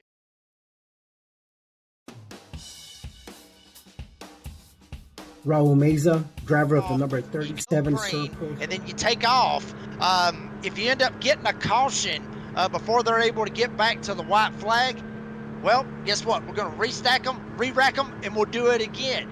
If they do get back to the line before and they get the white flag at that last lap, all hell can break loose. You will end up getting a green flag finish. That's one thing I love about iRacing, is that they're not going to throw a caution right there literally on the last lap. But if it ends up going to 3 green-white-checkers and somehow or another the caution does come out before they're able to get to that white flag, the race will end under caution. So Robert, hopefully we don't end up making it that far as green-white-checkers, because obviously everybody wants to see a green flag finish. Yeah, green flag finish is what we all want to see. Of course, we want to see that tight door banging right to the start finish line. Hell, we don't even mind if everyone's sideways coming to the line, but as long as we make it back and finish under green flag conditions, that's always the best opportunity and the best production that we can put on out here on the racetrack. But going to be really interesting to see what these guys have in store for us here on this upcoming restart. But to set the stage once again, Jacob Reeves is Dean Doucette, Keith Bradley, row number 1. On the inside of row 2 is Blake Lothian, Stephen Thomas to his outside. Then it's Justin White and Phil Pappas, Mark Morton and Nate Maurer. And then it's Raul Meza and Keith Haney rounding out the top 10. And a couple drivers that have themselves in pretty decent positions right now that we haven't talked a ton about tonight. Cody Knott currently back there in 15th, still potential for a top 10 here. And Brandon Bullock right there with him as well, up 12 spots, currently holding on to 14th as we're going to get set to go green. Absolutely, and see out there in the live chat, Jeff Merck out there chatting it up. Let's go up front from Mexico, Jeff. I will say this. Having a cerveza. Well, he needs to get back to the bar, because that's how I was on the cruise when they was racing for the Monday Night Series. But here we go. 2 laps to go. Green-white-checkered attempt number 2. Dean Doucette able to jump out, get to the lead. Keith Bradley tries to jump in behind him, almost tags him in the back end. Here comes Keith Bradley down on the bottom for the lead up at turn 2. Keith Bradley to the race lead. Dean Doucette there in second. Lothian side by side with Thomas as they're battling it out for the third position. Coming around this time, will we see the white or will we see a yellow? Once again, looks like it's going to be white. White flag is in the air. One to go. Joey Doucette goes around. Robbie Richards as well. I believe Nate Maurer involved, but it doesn't matter at this point. It's Bradley, Doucette, Thomas, Maurer, and Lothian. So I was wrong on Maurer, but the top five here duking it out. Here we go. Jacob Reeves down the back straightaway for the final time. All hell ends up breaking loose on the front stretch, but up at the front, it is all Keith Bradley. Nate Maurer takes one shot, dives down to the inside, able to get around Scoop, but coming off of turn 4, Keith Bradley will score the win here tonight at Darlington. Dean Doucette will get second. Nate Maurer, after a hellacious shot going into turn 3, able to get up into P3. Stephen Thomas Scoop will go back to 4th. Blake Lothian rounds out the top 5. Robert, what a race here tonight at the Lady in Black. The track too tough to tame, Darlington Raceway. Yeah, the leader extends his lead even more. Keith Bradley getting it done here tonight. Dean Doucette did what he needed to do. Just came up a little bit short there. Nate Maurer, where in the world did he come from, Jacob Reeves? He had himself one hell of a final restart and worked his way up to the podium. Great drive by the 971 and a great way to kick off the playoffs here tonight at Darlington. Absolutely. I mean, awesome drive by a lot of guys in the playoffs, and some of them that's in the playoffs. This is races that they would probably want to forget. There you see the results as we see Keith Bradley at the start-finish line burning it down. Right there at the start-finish line, the results on your screen. Keith Bradley gets the win. Dean Doucette will get second. Nate Maurer, after that wild move going into turn 3, able to come home in P3. We'll talk to those guys here in just a little bit. Stephen Thomas, he's going to come home P4. Good night for Scoob. Blake Lothian will end up finishing 5th. Justin White, how about this? Ends up getting 6th, started 17th. Good drive by Justin White. Phil Pappas will finish 7th. How about Keith Haiti? Good drive by the 87 of Keith Haiti. Started 7th, finishes 8th. So very quiet night for Keith Haiti here tonight at Darlington. Mark Morton, not too bad of a run for him. He's going to finish 9th at MDW after making that late race pit stop. He's going to come away with a top 10 to you, Robert. Coming home 11th here tonight, Raul Meza after a great run for him. Chris Blanchard able to recover from that late spin to finish 12th. How in the world did he do that? Brandon Bullock 13th. Brian Chu in 14th. Zach Hartwick going to bring it home in 15th tonight. Ed Osborne going to be the driver to finish 16th ahead of the Joker, Joey Doucette. Cody Knott comes home in 18th. Brandon Broadfoot, leader towards the late stages of this one, brings it home 19th. Robbie Richards in 20th. In the rest of your field here tonight, Jose Luis Rivera 21st. Chris Cinnamon 22nd. Adam Newton in 23rd. CJ Fondow 24th. Tyler Daniels 25th. Huck Wigginton in 26th. And Lucas Whitehead rounds out the 27 truck field here tonight. Absolutely. Hunter Parsons, Stephen Gregory was race control, and obviously Brady Buff overseeing everything here with the North America Sim Racing Association. Folks, we're going to take a quick commercial break. Don't go anywhere. We'll be right back with the front 3 finishers. We will return.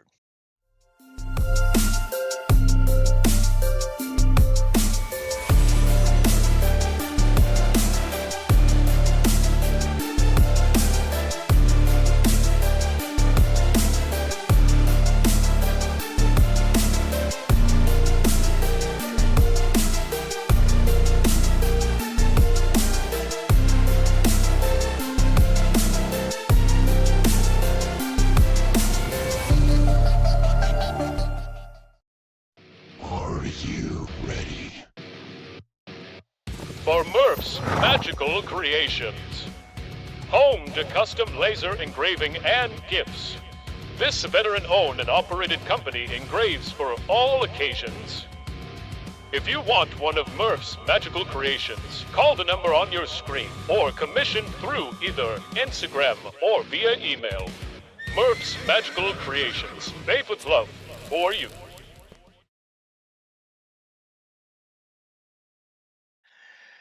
Folks, we're back here for the NRA Power post-race interviews here at the conclusion of the Pultz Poppers 200 here tonight at Darlington for the concerns of Police Survivors Truck Series. And folks, what better way to go ahead and kick off the NRA Power post-race interviews?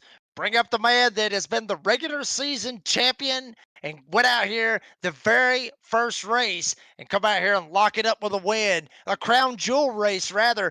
Keith, congratulations on the win. We were talking about this in the green room. You're going to get a laser engraved trophy since this is a crown jewel race. How about that? Tell us about your race. Oh yeah, that's awesome. Man, honestly, I didn't think I had the fastest truck. I thought Dean Doucette had by far the fastest truck, but like I said, after Twin Ring Motegi, it's not when you're fast. It's if you're fast at the end when it matters. That's all what matters. Not sure what really happened to him on the start. I was running game plans through my head like, do I use the bumper a little here? I know it's the playoffs, and you don't really want to make too many enemies, right? No, I thought overall it was a pretty good race. I tried some different strategy in stage two and took fuel only, and I think it kind of helped. I ran out right there doing burnouts and stuff. I think I finished with .4, so if we would add another green, white, yellow or green, white, checkered, I would have been probably screwed. And, I mean, Keith, obviously, you already get this win, so you're already into the Fast 14. You ain't got nothing to worry about. You got the Montreal road course next week, and then obviously, the week after that. So, I mean, you're good to go. Is there you see right there, Kansas or Kentucky? I'm still trying to figure that one out, Robert. I thought we talked about Kentucky last night on DVD, but, I mean, Kentucky obviously. is on the schedule, yeah. Yeah, but it's showing Kansas, so I'm not real sure on that one. But I mean, Keith, obviously, I mean, it's got to put a lot of pressure off of you. But still, you want to get out there and try to maximize your bonus points, at least for that next round, because the next round is going to be 2 short tracks. But how is your feelings towards Montreal for next week? Honestly, I think it's going to be an even bigger wild card than plate races. I mean, I don't know what to expect. I've never really turned any laps there. I'm comfortable on road courses. I feel confident going in. I just don't know. I don't know how the truck's going to run on a very long run. Never really turned more than 3 to 15 laps there. I'll just leave it at that. So, hey, we got the win. We got a bunch of bonus points again. I mean, technically, I think I was already kind of locked into the next stage or next round of the playoffs. So this just kind of gives me a little cushion in case of something catastrophic happens next week. And Bradley, Keith, sorry, go ahead. Let Go me ahead. cut it. Keep Bradley got Indy written all over your car at the moment, my friend. You're going to be running the Indy 500? Come on, my friend. Get it done I don't for know. 29? The Indy sponsor on my car is actually Indy Race Parts. Oh, really? Okay, explain that, please. Explain that. They're please. a big dirt sprint car parts supplier here in Indiana. New, used race car parts for sprint cars, midgets, Silver Crown, and anything on dirt. That's what that is. They sponsored me in real life, and they sponsor a bunch of real life sprint car drivers, and I actually manage and own a dirt team from Indy Race Parts. So figured we bring them over to the pavement and dip our toes in with them here. Well, awesome stuff. Keith Bradley gets the win here tonight. And Keith, as you've done so many times here for the NRA Power Post Race interviews, you got any sponsors, any shout outs for making the win possible here tonight at Darlington? Yeah, Richie B's Pizza, Dan's Top Notch Heating and Cooling, Blanchard's Towing, everybody at Upfront Motorsports, John Hedrick, Over the Top Designs, Zach Hartwick, and Adam Flieger. Big shout out to them. They actually both put their heads together and came up with this paint scheme idea. Everybody in Nazareth, from Brady all the way top to bottom. I greatly appreciate everybody showing up and continuing to show up and show support to Nazareth, whether it's Monday through Friday, and a big shout out to you guys. I know you guys are busting your tails putting all these races on Monday through Friday usually. A big shout out to your family, Jake. Thoughts and prayers go out to them. I listened to your podcast, heard what happened. That's a terrible situation. Me and my wife went through that before too. So prayers to them, and that's about it. Well, Keith, thank you very much for that, and prayers to your family for coping with it as well. But Keith, appreciate your time. Congratulations on the win. We'll see you all the way up there in Roberts Country, up there in Montreal next week. Thanks, guys. Have a good weekend. That was the animal Keith Bradley. And we're going to go ahead and let you go ahead and get it done right here. Robert, bring up the Dean of Deans, Dean Doucette. You're standing by with him. Yeah, joined by Dean Doucette. Dean, you came up just a little bit short there at the end. What more did you need to get it done? Well, I don't know. Maybe a little more energy. I mean, my God, that was mine. Painful. A mistake on my part. I got stuck in third gear. It was all on me, not the shifter or anything. And that allowed Keith to get under me. But this Nazareth 360 network machine was rolling tonight. Thought we were going to get our first one. It definitely looked like you were well on your way to doing so. Unfortunately, it's Darlington. It likes to chew you up and spit you out sometimes. You still came home with a second place finish, though. What does that do for your momentum heading into the second and third race here in the first round? Well, it's huge, right? I mean, that's kind of what, once I made the little mistake with the shift and he was on the inside, I raced him, but I didn't want to race too hard because what you said, the momentum in the playoffs, this is big, right? Second place, we got a good second in the first stage as well. So to get us to the next round, this is exactly what we need. And we're piling up some momentum, feeling like we're going to win one of these things soon.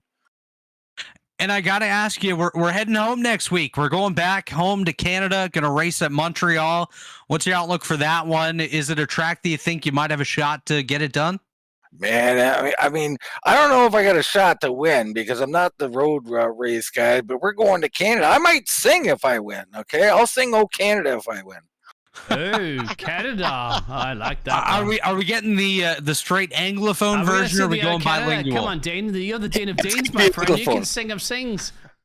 Yeah, I can't sing tonight because I didn't earn it. Can't wait. You know, I got to win one of these things. We'll do it in Canada next week, Dean. But before we let you go here tonight, any shout-outs you want to give, sponsors you want to thank for putting that truck on the racetrack? Just Nazareth 360 Network. You guys sponsor my car, Brady, involved with that. I really appreciate it. And my personal SHH shifter. I let them down tonight, so sorry about that, boys, but a hell of a shifter it is. I just can't use it sometimes because I'm an idiot. But yeah, that's about it, boys. Well, Dean, congratulations on a solid run here tonight, and we'll see you next week in Montreal. Can't wait, guys. That was Dean Doucette, your runner-up here tonight. And Jacob, I believe you've caught up with Nate Maurer. Absolutely. Got Nate Maurer on the 971 up here in the booth. And Nate, I mean, great race. We're riding on board with you a lot throughout the race. Tell us about your race, bud, because, I mean, awesome drive, 16th up to third, one of the biggest movers in the field. Yeah, it was a, can you guys hear me all right? Yes, sir. All right, I'm outside taking a leak right now, but yeah, it was an awesome race. Look at that helmet. Yeah, exactly. I can see the seriousness on your face. But go ahead, Nate. I'm terrible at qualifying everywhere. When I started 16th tonight, I thought I was in deep trouble. I thought I was, you know how wrecks are. They usually happen in the middle of the pack, and I thought I was going to be screwed. And then we just, you know, after about 18 to 20 laps, I was running the fastest times on the track. And I was like, okay. Then after that stage, I think I finished, I forget where I finished, stage 1, maybe But 8. Nate, you almost lost it on this last lap as well, too. We're just like recapping this one for the 9. You went out on the inside apron there, and it was like, oh, Nate might be out of this one, but you're not. Yeah, that last lap, I was hoping that Dean was going to just, you know, I kind of was hoping he overdrove the corner because he seen me coming. So I was just there just in case he slid up just a little bit. But Dean's a clean guy. I wasn't going to touch him. I mean, if it was somebody else in front of me, might have given him a little bit of a love tap there to move him up. But Dean's a good guy. Got to respect the old man. But no, great race. Felt like Keith Bradley and me had the best long run cars, long run trucks. Keith probably edged me out a little bit. But yeah, I thought I threw the race down the drain when I went in for tires there, that first Green-white-checkered, I thought for sure when I went in the pits and I came back out 14th, I'm like, yeah, I'm done. But luckily we got the other caution and I went from 8th then to 3rd. Oh man, gotta respect the man when he's interviewing you while he's outside taking a leak. Gotta respect the man for that one right there. But Nate, two quick questions. One, your thoughts going into Montreal next week, and second, have you had since the last time we talked on the podcast? Have you had any beer and ice cream? No beer, but I did have ice cream last night. Had to get things moving, you know. It was been a couple of days. I had to get things moving. Cookies and cream does it for me. But I thought we were at that weird road course next week. I don't know why I thought that. Maybe I'm wrong. Yeah, that's where you're at, Montreal. Yes. What's the name of the track though? Is it called something else other than Circuit Montreal? Gilles Robert, go Villeneuve. ahead. Gilles Villeneuve, of course, the Formula One driver. Yeah, Okay. exactly. Jacob Reeves, actually a couple weeks ago when I was on your podcast, that's the track that I actually lapped everybody at with that stupid setup that me and my old sponsor created. And but that's been about 4 years, so I do own the track. So I might have to do a couple laps there this week, but that's why I wanted to come in here tonight with good to do some good points. You know, get some good points. I got stage points, which I never get, which is very rare for me. So we got stage points and got a decent finish. So hopefully that'll be enough to overcome probably my mid pack to last place finish next week. Nate Maurer gets third here tonight here on the NRA Power post race interviews. And Nate in the 971. Before we let you go, you got any sponsors shout outs for putting that truck on the track and making it possible? Big shout out to Dan Gobble over DSR Electric, Jeff Sickles. I finally got to meet Jeff last weekend down to Dover. One of the best Dover races I actually witnessed in person. I've been going there for years. Big shout out to you guys, Dean, Robert, Redneck announcer, good old Jacob. Shout out to Cody and I for producing everything. Brady LaBouffe, all my teammates here at Swim. I kind of felt bad sending it a little bit deep on Stephen Thomas there the last lap, or second to last. I think it was the last lap going into 3. I know he would have done the same to me, so that's what I did to him. But great racing with him. Big shout out to everybody here. Nate Maurer gets third here tonight. Nate, appreciate your time, and we'll see you up north next week, buddy. See you guys. Have a great night. That was Nate Maurer, driver, the number 971. That concludes the NRE Power post-race interviews. Robert, I'm telling you right now, hell of a race, in my opinion, here at Darlington. There you see the schedule. Going up in your backyard next week at Montreal, and then Kentucky from what we're hearing, which will be after that. But, I mean, your take of the race here for a crown jewel event here for the Pultz Poppers 200. Yeah, it was a great race here tonight. Saw some decent strategies all throughout the field. Of course, we saw great battles all throughout as well. And I thought Nate Maurer might have had a shot there at the end. He came with a head of steam, and I think if he had one more lap, we might have been talking to him in victory lane rather than Keith Bradley here tonight. But looking forward to getting to Montreal. Short commute for me, only about an hour and a half. So should be a good one. Yeah, I'm gonna tell you right now, you're probably gonna end up having to pay for my plane ticket to get me up there because I'm way down here in Georgia. That's gonna be a hell of a flight for me. But I mean, folks, We'll charge it to Brady's credit card. That'll work. Yeah, that'll work. Yeah, we'll charge it to Brady, and if Brady can't get it done, then how about this? We'll get with old Biggles up there, and then Biggles and then both of them can go ahead and split the bill. That's the way we'll end up looking at it. Yeah, but, sounds good. Yeah, we'll do what we got to do on that. But, I mean, folks, this is the lady in the black, the track Too Tough to Tame. So congratulations to Keith Bradley for taming the track Too Tough to Tame, or at least being good to her.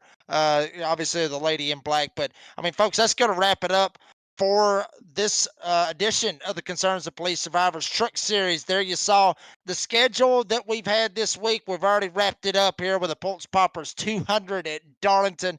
Obviously, want to thank all of the sponsors, Blanchard's Towing, all of them. I mean, Pultz Poppers for the sponsor of the race, for everything that they do. DSR Electric, NRE Power, obviously, Concerns of Police Survivors, and shout out to everything that they do for that organization. Shout out to what they do here for the Nazareth 360 Racing Network, and shout out to every single one of us, on the Nazareth 360 Racing Network. I mean, Dean, Robert, me, Wesley, William White, all of us that has a hand in this. Even Jason Morales, hell, he popped up in the booth on Tuesday night and, went in there and done a little bit of co-commentating, I guess you could say, with William White for the duel. So shout out to Jason Morales on that as well. And shout out to Brady the Buff, Cody Knott for everything that they do with the NASRA 360 Racing Network as well as NASRA. As I mentioned every single week, shout out to each and every one of the drivers for putting on a hell of a show.